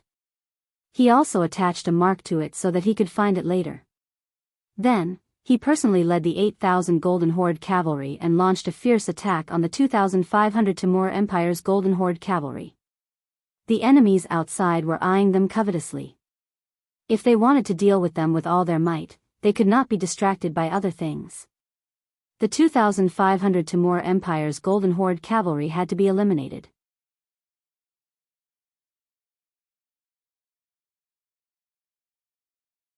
Chapter 15-18. If one were to say that this was the correct decision, then when Wu Shugu personally led his 8,000 elite golden armored cavalry into the encirclement of the Timur cavalry, it only took 4 hours for the 2,500 enemy cavalry to be completely wiped out. In the end, not even a single captive was taken, all of them dead.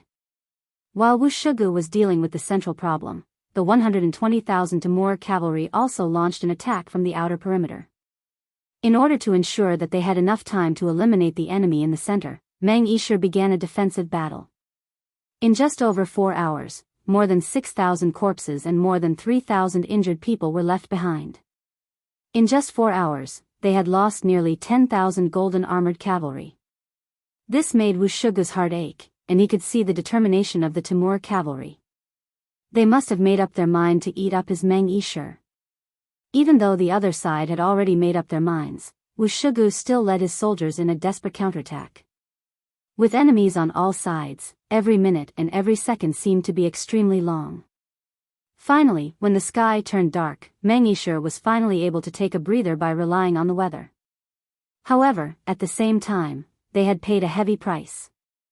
According to the statistics, another 8,000 golden armored cavalry had died. In less than a day, nearly half of their forces had been killed or injured. This made Wuxigu realize that tomorrow would be the day of the final battle. He raised his head to look at the moonlight above his head. This might be the last time in his life that he would be able to enjoy the beautiful night. Meng Yishe spent the entire night in despair. The next morning, when the Timur cavalry surrounded them, they began to shout for them to surrender. In general, they said that they were all brothers of the Mongol branch and had a common ancestor. As long as they were willing to put down their weapons and surrender, they would spare their lives, but they would only be slaves. This kind of shouting was destined to be useless. Yang Qindong was a staunch nationalist. Since he dared to use these foreign races, he naturally had his own plans. For example, every foreign race soldier that joined the 5-star army had at least 3 families behind them as guarantors. On the battlefield, if these foreign race soldiers were to surrender or betray them, they would directly implicate those who had guaranteed that they wouldn't betray them. Just based on this point, none of the 20,000 Meng soldiers dared to surrender. Therefore, the persuasion only lasted for less than an hour before it ended in failure. As the general of the death squad, Harbala was furious when he saw that Meng Yi's men were still not surrendering even though they were about to die. Thus, he led his 10,000 men to act as the vanguard. These cavalrymen were all sinners. If they wanted to wash away their sins, they could only prove themselves through bloody battles. This allowed them to have a stronger will than ordinary soldiers, so once they charged, they would be very fierce. Even though Meng Yishe had sent out the same 10,000 cavalrymen, they still couldn't hold on any longer. In the end, it was only when Wuxigu personally led 5,000 golden armored cavalrymen into the enemy's ranks that they were able to push them back temporarily. In just one battle, Meng Yishe had lost another 3,000 men. Moreover, the enemy had only sent out 10,000 cavalrymen. If the enemy had sent out their entire army, Meng Yishe would have been wiped out in one battle. Even though the situation was so bad, Wuxigu didn't show it on his face, other than grumbling in his heart. He constantly comforted the soldiers and told them that with the 5-star army's special treatment, even if they were to die on the battlefield, their families would still be able to receive a considerable amount of compensation. Compared to working for others, it was much more worth it. Next, it was time for them to show their loyalty. It was also time for them to seek the welfare of their living family members. The special treatment made all the soldiers fearless of death. Some of them had even made up their minds to die. In any case, they were going to die anyway. Now that they could die on the battlefield and work for their families, it was worth it. With such a mentality, Meng Yishe was able to display a powerful combat strength. With the golden armored cavalrymen sandwiched between them, they were able to display their superiority as elite cavalrymen. This battle lasted from morning to afternoon, repelling 7 attacks from the Timur cavalry. In the end, Meng Yishe only had 8,000 men left. Of these 8,000 men, the golden armored cavalrymen accounted for half of them. In just one day, 4,000 golden armored cavalrymen had died. This made Wuxigu's heart ache, but when he thought about how it wouldn't be long before he would also follow these people to the Yellow Springs, his expression became a lot calmer. After attacking for a day and a half, even with 3 times the number of troops, they still couldn't completely wipe out the 40,000 5-star army. This made Harbala very angry. This was his chance to perform. If his performance wasn't perfect, he couldn't guarantee that Great General Mandra wouldn't let him off. Therefore, he didn't have any intention to rest. He led the army to launch a new round of attacks, showing an attitude of not giving up until death. There was less than 3 hours before the sky turned completely dark. Harbala wanted to use these 3 hours to completely wipe out the 5-star army. He wouldn't allow any more accidents to happen. For this reason, he sent out almost all the cavalrymen who had never been on the battlefield. These people were full of energy and spirit. A total of 35,000 men against 8,000 tired men. No matter how you look at it, they had a lot of advantages. Brothers, the final moment has come. It is also time for us to show our loyalty to Bugnam of Gojoseon. Everyone, follow me, charge. Wuxia's body was covered in blood, most of it was the enemy's. He also had 2 wounds on his body, but they weren't fatal. Blood covered his face, making him look extremely ferocious as he spoke. Behind him were 4,000 golden-armored cavalrymen. Almost all of them were covered in blood, and some of them were already very weak from the continuous battles. Although they were on the defensive side, they were only on a small hill. If it wasn't for this small terrain advantage, they would have been swallowed up by the enemy long ago. However, for 40,000 cavalrymen, a small hill was not enough. They were able to hold on until now because of their strong will. They believed in the 5-star army's powerful intelligence network. The results of this battle would definitely be reported to the wise King Wunan of Daemyong. If they could kill more enemies now, their families would be rewarded more after they died. For this matter, everyone put their lives on the line. Under the circumstances where they were outnumbered and the terrain was unfavorable to them, they paid the price of 30,000 men to heavily injure the enemy. This was already a very difficult matter. The 4,000 golden-armored cavalrymen stood on their horses, looking forward. They had already lost count of how many times they had charged, and they had long regarded death as nothing. Perhaps in their hearts, death was a form of relief. Behind the golden-armored cavalrymen were the 4,000 ordinary soldiers. Before this, some of them had never killed anyone before. However, in just over a day, they had experienced almost all the cruelty that could be experienced. Right now, they could proudly tell everyone that they were already veterans who had experienced the cruelest battles. If these people could survive and recuperate for a while, they would become the backbone of the army. However, they knew that living was already a luxury for them. They did not dare to have any hope. Upon hearing Wuxia's words, the 8,000-some cavalry raised their sabers and looked at the tens of thousands of enemy cavalry approaching.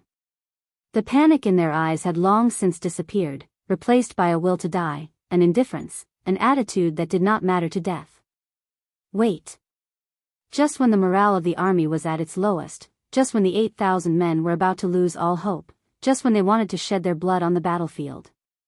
Suddenly, Commander Wuxia's words pulled everyone back from the brink of death. Look, what is that? It seems to be our reinforcements. Yes, it's the reinforcements. Look, they are holding up the 5-star flag. Our reinforcements are here. Brothers, we are saved. More and more people saw the green flood coming from afar. Although they were too far away to see how many people there were, just by looking at the imposing manner and the many flags that were raised, they were afraid that there would be a lot of people coming. In less than 2 days, the 5-star army's reinforcements had actually appeared. This was indeed out of Wuxia's expectations. Of course, this was good news. This was the hope for him to bring his brothers out of the encirclement. This was the chance for his Meng Yishe to stand tall in the 5-star army. With the sudden appearance of the reinforcements, the 8,000 soldiers of the Meng 1st Regiment, who were prepared to die, finally saw a glimmer of hope. It was as though in an instant, everyone was brimming with energy, and they could charge into the enemy camp once more. However, when the same thing fell into Harbala's eyes, it made him extremely angry and fearful. This time, the matter of dealing with Meng Yishe was a top secret. The location chosen was also decided by General Mandula 2-3 days ago. The news could not have been leaked. Then how did the 5-star Army's reinforcements know about this matter? Could it be that they already knew about this matter and did not make a move for a long time because they were waiting for an opportunity? Now that they felt that the opportunity was ripe, they did not hide anymore and jumped out. Was it to completely destroy them? Or was it that the 5-star Army's legendary communication device that could spread the news over a long distance had taken effect? Was it because they were surrounded that the news was spread? But if that was the case, the reinforcements should not have arrived so quickly. They had investigated beforehand and the nearest 5-star Army's reinforcements were 400 li away. How could they arrive in such a short time?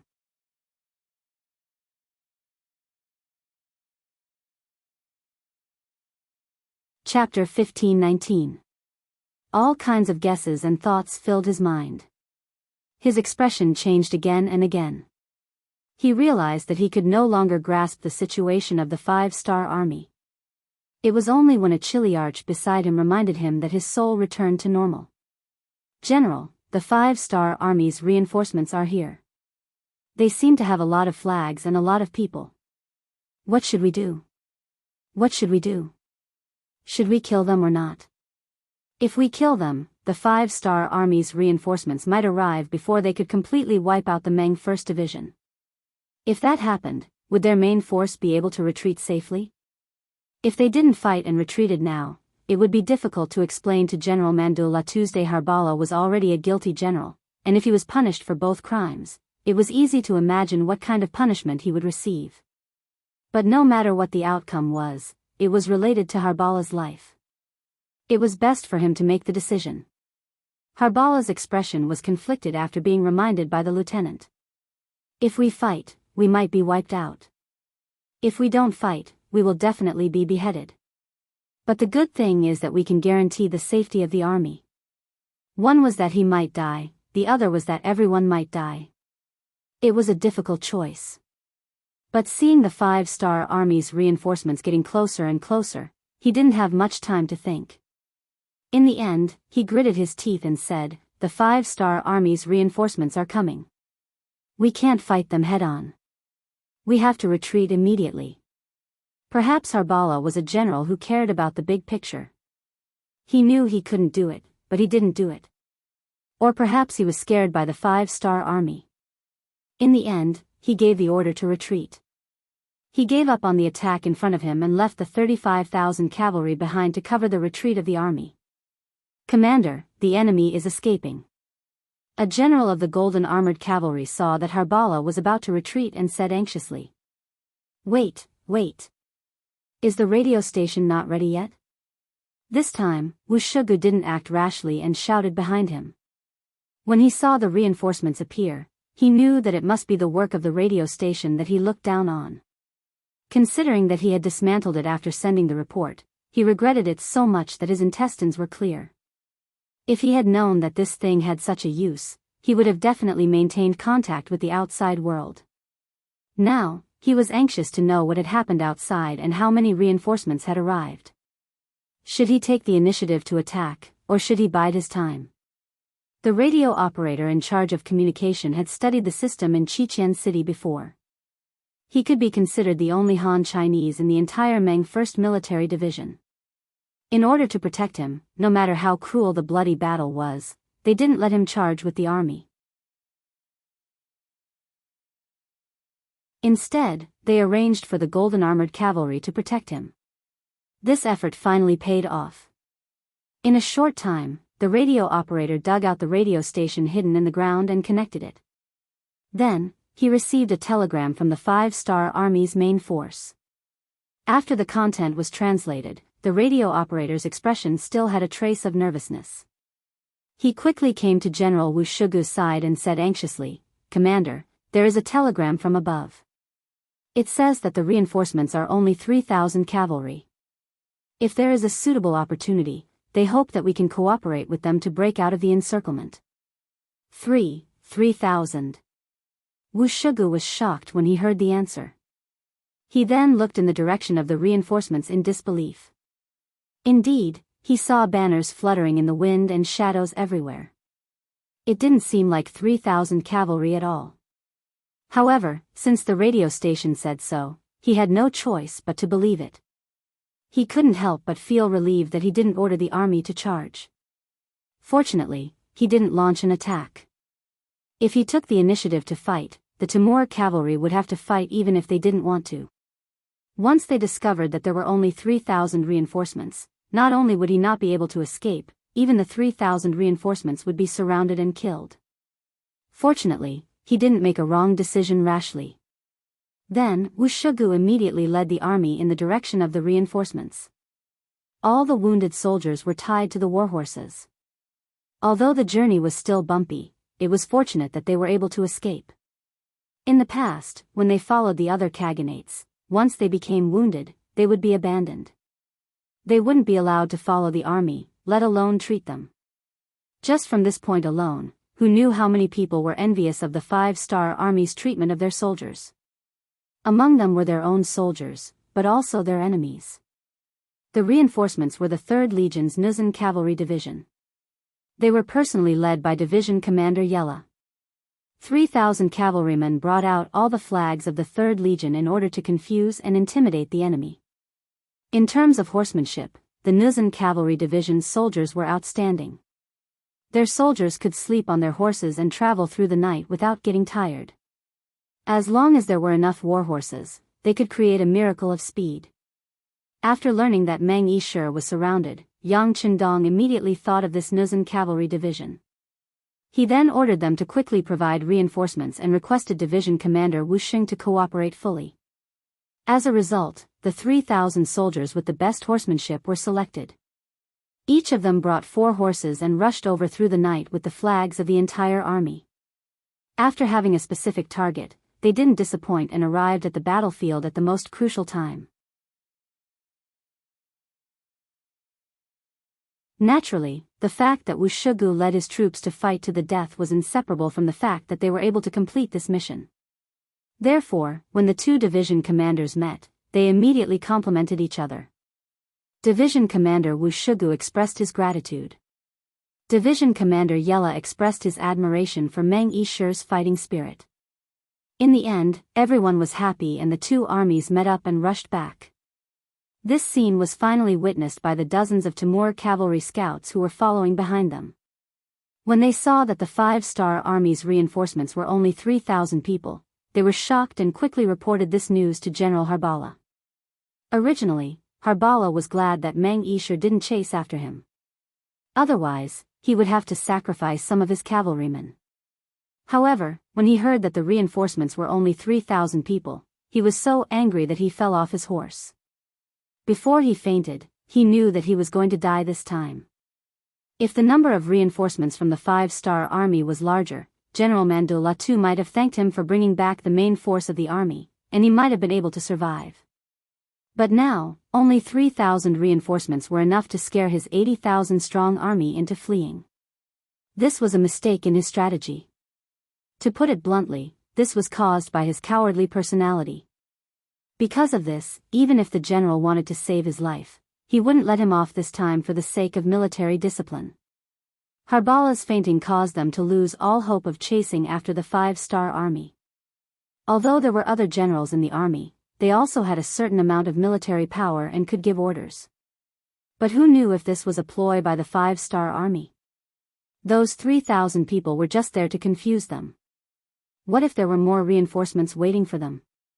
In any case, someone had already taken the blame for this failure. They only needed to retreat safely. Just like that, the 80,000 Timur cavalrymen quickly retreated. But what they didn't know was that in the sky, the 5-star army's air force was secretly monitoring their every move.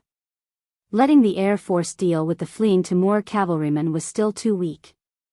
Their mission wasn't to attack from the air, but to keep an eye on these people and find where the Timur cavalry was resting. This would serve as a guide for the encirclement. This was naturally an order given by Yang Qindong himself. This time, Mandolatu made the first move. With his personality, there was no reason for him to suffer a loss. The following counterattack was inevitable. Not only that, after Yang Qindong received Wuxia farewell telegram, he sent a telegram to the Five-Star Army's new army to speed up and attack the Timur Empire's territory from the east. He was always the one who took the initiative to attack and set up traps. This time, he was actually tricked by the other party. Yang Chendong had to vent his anger no matter what. The commander of the new Third Army, Su He, rushed all the way here after receiving the order. He became the first Five-Star Army to arrive at Akamo City and successfully joined forces with the world's #1 cavalry army that had stayed behind to guard the city. These two armies that had been secretly competing with each other and comparing their military exploits all the time finally met. After Tianhu and Su He met, they couldn't help but punch each other's shoulders. This wasn't meant to fight, but rather a different way of showing respect and friendliness. The two strongest armies met. After some discussion, they joined forces and headed south from Akamo City. Their first target was the Kazan Khanate. First, it was to teach the other party a lesson.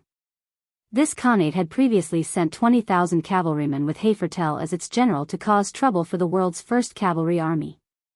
Second, once they occupied or controlled the Kazan Khanate, it would be the same as cutting off the Timur Empire's path to the eastern Khanates.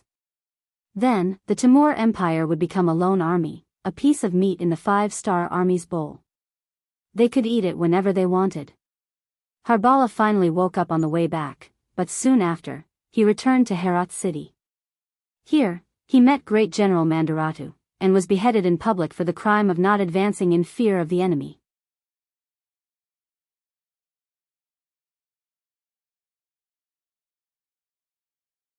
Chapter 1520. The failure of the plan made Mandaratu feel great pressure. He had a bad feeling. This time, the Timur Empire was doomed. Even he wouldn't be able to turn the tide. The facts proved that his feeling was right. In the following period of time, bad news came one after another.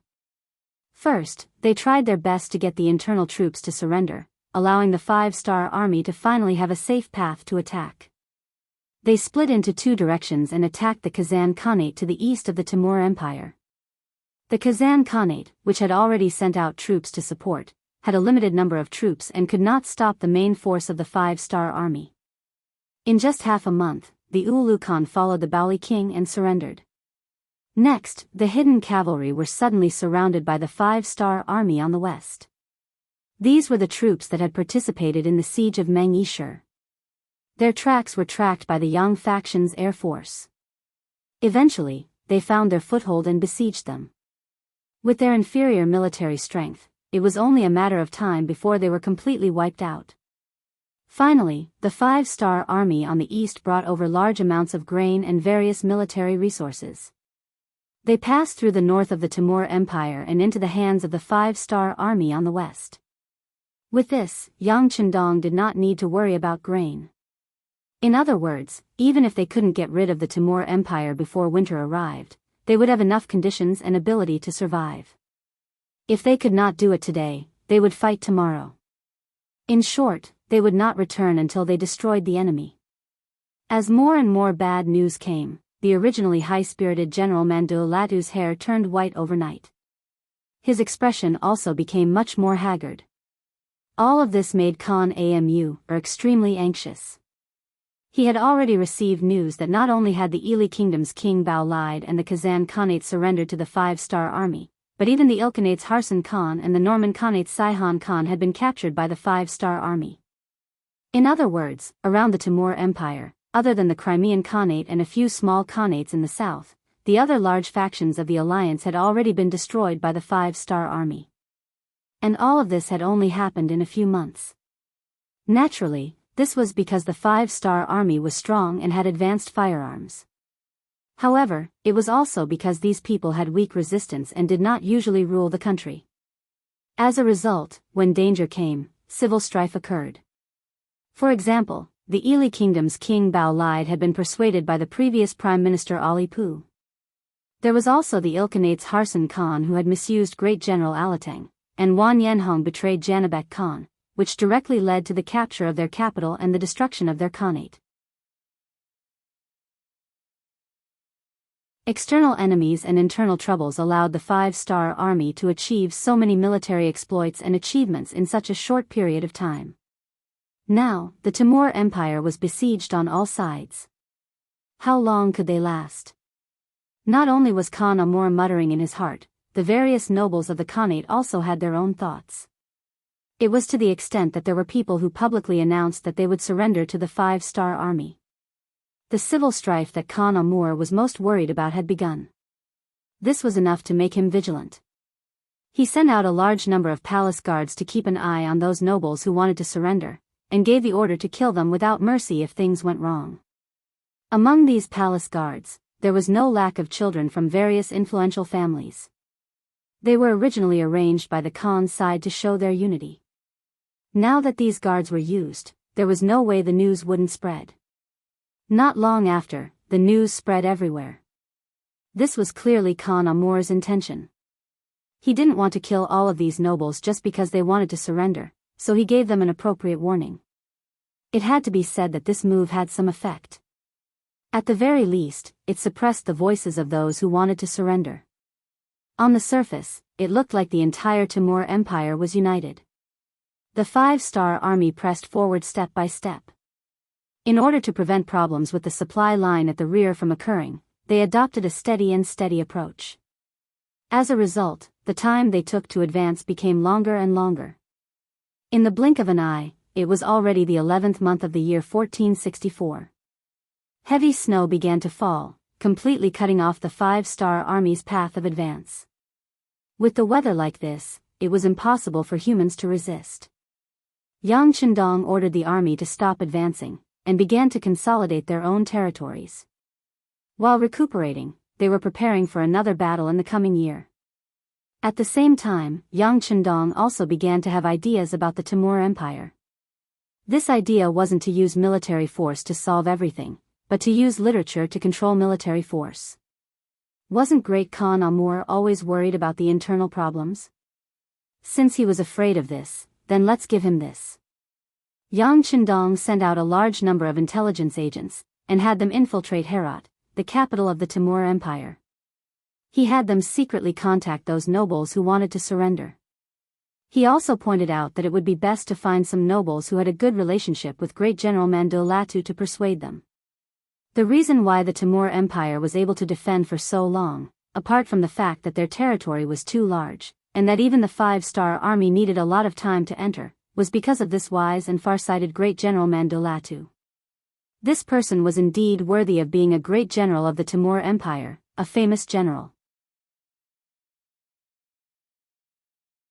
The guerrilla tactics he used were mainly to harass the supply lines, and whenever he had the chance, he would besiege a small unit of the five-star army's cavalry. His actions had indeed brought a lot of trouble to the army's advance. If such a troublesome person could be dealt with, it would be equivalent to cutting off one of Khan Amur's arms. It would play a crucial role in taking down the Timur Empire in the coming year. This move was equivalent to a black tiger digging out the heart. If it succeeded, it would be extremely beneficial to the five-star army. However, the problem was that Mandolatu had a very cautious personality.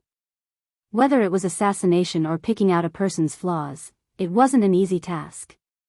Since they couldn't find any flaws in the person himself, then they would start from the people around him. They would make full use of Khan Amur's suspicious personality and make him take the initiative to suspect Mandolatu.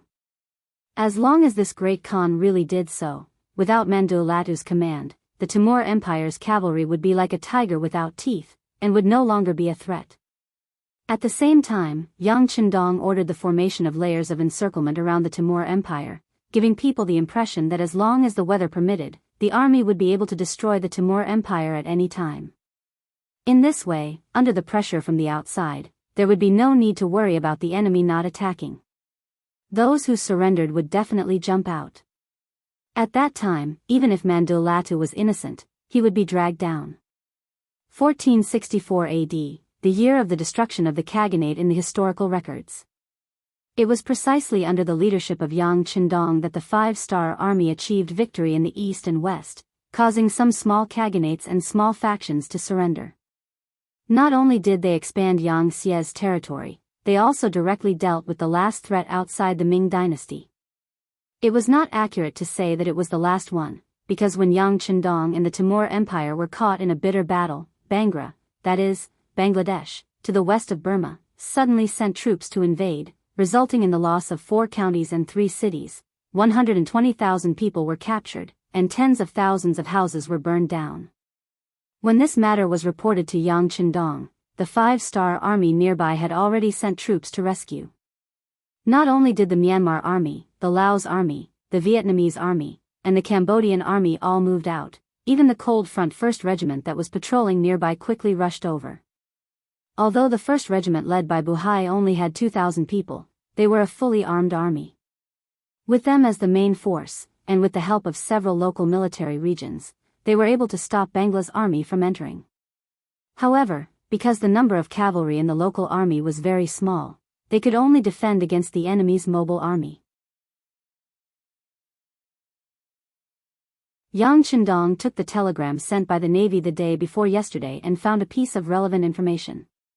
He ordered, "Isn't Long Yuntian of the 3rd Marine Division sending supplies from Sumatra? Let them take a detour into the Bay of Bengal and attack Chittagong for me. Create a situation where the army is pressuring the border and force their cavalry to retreat." Yes. Wang Shan, the head of the telecommunications department, took a pen and wrote down the order, then turned and went to the telegraph room. Beta Persei was left on the side with a pair of tiger-like eyes spewing out flames of anger. "Young master, let me take 10,000 cavalry and kill them. How can a small Bangla overturn the sky?" Just from Beta Persei's request for 10,000 troops, it was obvious that he didn't take the other party seriously. But Yang Chendong didn't think so. Today's Yang Xie's momentum was so great that he even destroyed an old force like the Golden Horde. Logically speaking, no one would take the initiative to find trouble with him. But anyone who dares to do this must have something to rely on. And before he fully understands what's going on, he won't have any thoughts of underestimating the enemy. Seeing that Yang Chendong didn't agree to his request, Beta Persei had to take a step back and said, "Young master, the new 5th Army, the E-1st Army, and the E-2nd Army on the Eastern Front have all asked for battle. Why don't you just send an army to Bangla to ask for an explanation?" No. Now the main task is to clean up the Timur Empire. Other things can be put aside for the time being. Send a telegram to them. No one can act rashly without a military order. Yang Chendong shook his head again.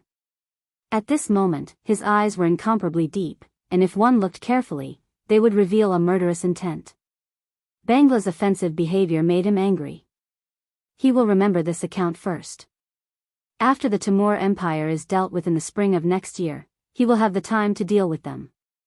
Previously, he also considered that Bangla and the Southern Ming Empire were neighbors. If he attacked them, it would bring too much pressure to the Southern Ming Empire.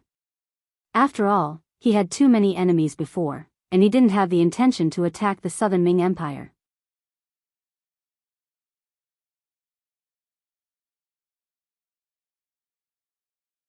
Chapter 1521. However, after the Golden Horde, the Rasi Principality, and the Tamerlane Khanate, which was about to be destroyed, became Yang's territory one after another, he had already conquered a large territory in the periphery. Now, it was time for him to settle his internal problems. The Southern Ming Empire and Baiming also needed an explanation. In Yang Chendong's opinion, whether it was the Southern Ming Empire or Baiming, it was best to settle the problem peacefully. After all, the people living there were all Han people, his own race. Yang Chendong was someone who believed that the Han people were supreme and respected. Naturally, he hoped that there would be more people to share the joy of the Han people standing high above. He didn't intend to use troops. This was also why Yang Xie had been expanding his territory all these years. He tolerated Baiming and the Southern Ming Empire a lot. When Baiming broke the agreement several times and caused trouble for them, he only punished them slightly and didn't intend to send troops. However, it wasn't that easy to settle the problem peacefully. The Great Ming Empire still had a backbone. If the problem couldn't be solved peacefully, then they would have to use force. Then, he would use the opportunity of dealing with the Bangla kingdom to make a show of force and see how the Southern Ming Empire would react. With a plan in mind, Yang Chendong looked at the information sent by the intelligence department in front of him. Bangla was the Sindhi kingdom of Han. The eastern Han called it Tianzhu. After that, the central Tianzhu offered tribute to the Liang Empire, while the southern Tianzhu offered tribute to the Wei Empire. The Tang Empire was divided into 5 Tianzhu, also known as the 5 Hindus. Song Iran was known as Tianzhu. Bangla was known as East India. King Abdul was also a warmonger. Otherwise, he wouldn't have agreed to the request of the king of the 3 provinces to send troops to the southern Ming Empire to fight against the king of Shiping. However, if they thought that the 5-star army would be like the king of Shiping and only passively take a beating, then they were looking down on them too much. For now, he would let them be complacent for a while. After dealing with the Timur Empire in front of him, he would make the other party spit out everything they ate, including interest. Inform the Security Bureau and the CIA and ask them to send people to Bangla. I want to know everything that happened there, the reason for the sudden attack on Myanmar, and who played a role in this matter. I want to know everything. Yang Chendong's face was fierce and his voice was not loud, but when Beta Persei heard it, he could not help but shudder. He had a feeling that the young master was angry this time. In the city of Turkestan, the old capital of the Kazakh Khanate, Janilbek Khan was hiding there with 20,000 of his cavalry. When he learned that the Pungra kingdom had really sent out troops and attacked Yangtze's Burma province, he was so happy that he almost jumped up. Although this battle was not fought by him, it was a good thing to be able to find trouble with the Han army. With this matter, he waited for the 5-star army to mobilize, and then he would find an opportunity to break out. Yes, at this time, Janilbek Khan has been forced into the encirclement by the 5-star army's Eastern Front army. He didn't dare to break out of the encirclement rashly. Not to mention that because of the heavy snow, the warhorse couldn't play its role at all. If he were to attack and attract the attention of the 5-star army, he wouldn't have the confidence to escape if the army surrounded him. Hiding in the old capital of Turkestan, relying on the heavy snow, no one would find trouble with him now. What he needed to do was to find a way to save himself. After learning that Amur Khan was instigating Bangla to send troops, he immediately sent people to contact the other party and made all kinds of promises. In short, as long as the other party could help him out, he was willing to give half of his property, population, and territory to the other party. It can be said that in order to protect himself, Janilbek Khan promised everything he could. The next step was to wait bitterly, waiting for the news of the war to relieve his pressure. Now that he finally heard the good news and learned that the Pungra kingdom had indeed sent troops, the feeling was like being enveloped by the warm sun in the cold winter, making him feel very comfortable. Immediately send out scouts and keep an eye on the 5-star army's movements. As long as they show signs of leaving, immediately report back. Janilbek Khan said with a slight excitement in his voice. A group of scouts left Turkestan under the order. But whether it was Janilbek Khan or those scouts, they didn't know that in front of an inconspicuous pile of snow on the outskirts of Turkestan, a group of dozens of people was closely watching every movement. When those scouts left the city, they saw this scene with their own eyes. Reluctantly putting down the binoculars in his hand, Wan Yanhong sighed in his heart at the power of this object. He whispered to Bai Shuang, who was lying on the snow beside him, "That's right, I know some of these scouts. They are the trusted aides of the Great Khan, and they usually don't leave Janilbek Khan's side. Oh, so this Great Khan is very likely to be hiding in the city." After Bai Shuang heard this, a smile appeared in his eyes. He finally caught a big fish. The Eastern Front had been fighting with the Kazakh cavalry for a long time, but because the terrain of Ili wasn't suitable for a large cavalry legion to fight, they couldn't display their advantage. In the end, they didn't gain enough advantage. Now that Ili had surrendered, the 5-star army's main force on the Eastern Front could smoothly advance. But because the position of the E army was relatively far behind, by the time Bai Shuang received the news, the new army had already set off and met up with the main force of the world's first cavalry legion in Akmo City. Then, they moved side by side to surround the Timur Empire. He had once walked out of the world's first cavalry legion, and had interacted with the new army many times. Bai Shuang was very familiar with these two armies. It was also because of this familiarity that he knew how difficult it was to snatch food from the tiger's mouth. Instead of racking his brains to think of ways to snatch merit from these two strongest armies, it was better to find a shortcut. Bai Shuang led the Yi army to search for the main force of the Kazakh army. He also invited Wan Yanhong, who was very familiar with the situation of the Kazakh Khanate, to guide them. In the end, their target was the old capital of the Kazakh Khanate, Turkestan city. Logically speaking, even if it was the old capital, as long as Janibek Khan had the slightest bit of intelligence, he wouldn't be hiding there. However, this person was playing the game of darkness and was hiding there. Before, this was only Wan Yanhong's analysis. In his eyes, his Khan was a person who liked to take risks. But now, when he saw the scouts leave the city, his guess became reality. After knowing where the target was hiding, Bai Shuang's eyes flashed with a light of wisdom. He knew that it was time to draw in the net. Right now, it was snowing heavily outside, blocking the road. But because of this, no one would think that they would choose to attack in such bad weather.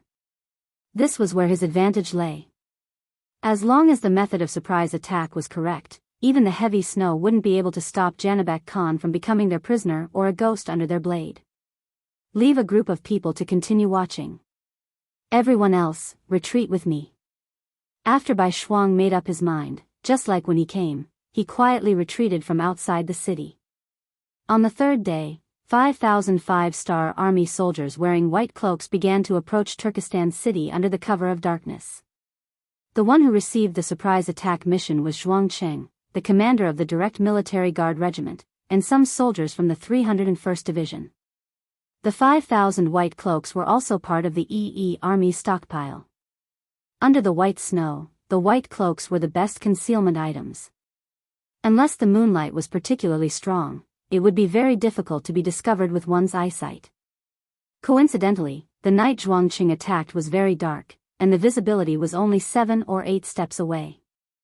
When the 5,000 soldiers crept closer to the city, the Kazakh soldiers on the city wall didn't notice them at all.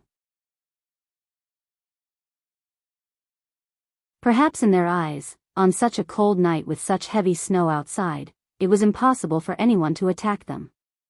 This was human nature. Many times, taking things for granted would lead to a big mistake. When Janibek Khan promised to let Bangla attack Yangtze, his fate was already sealed.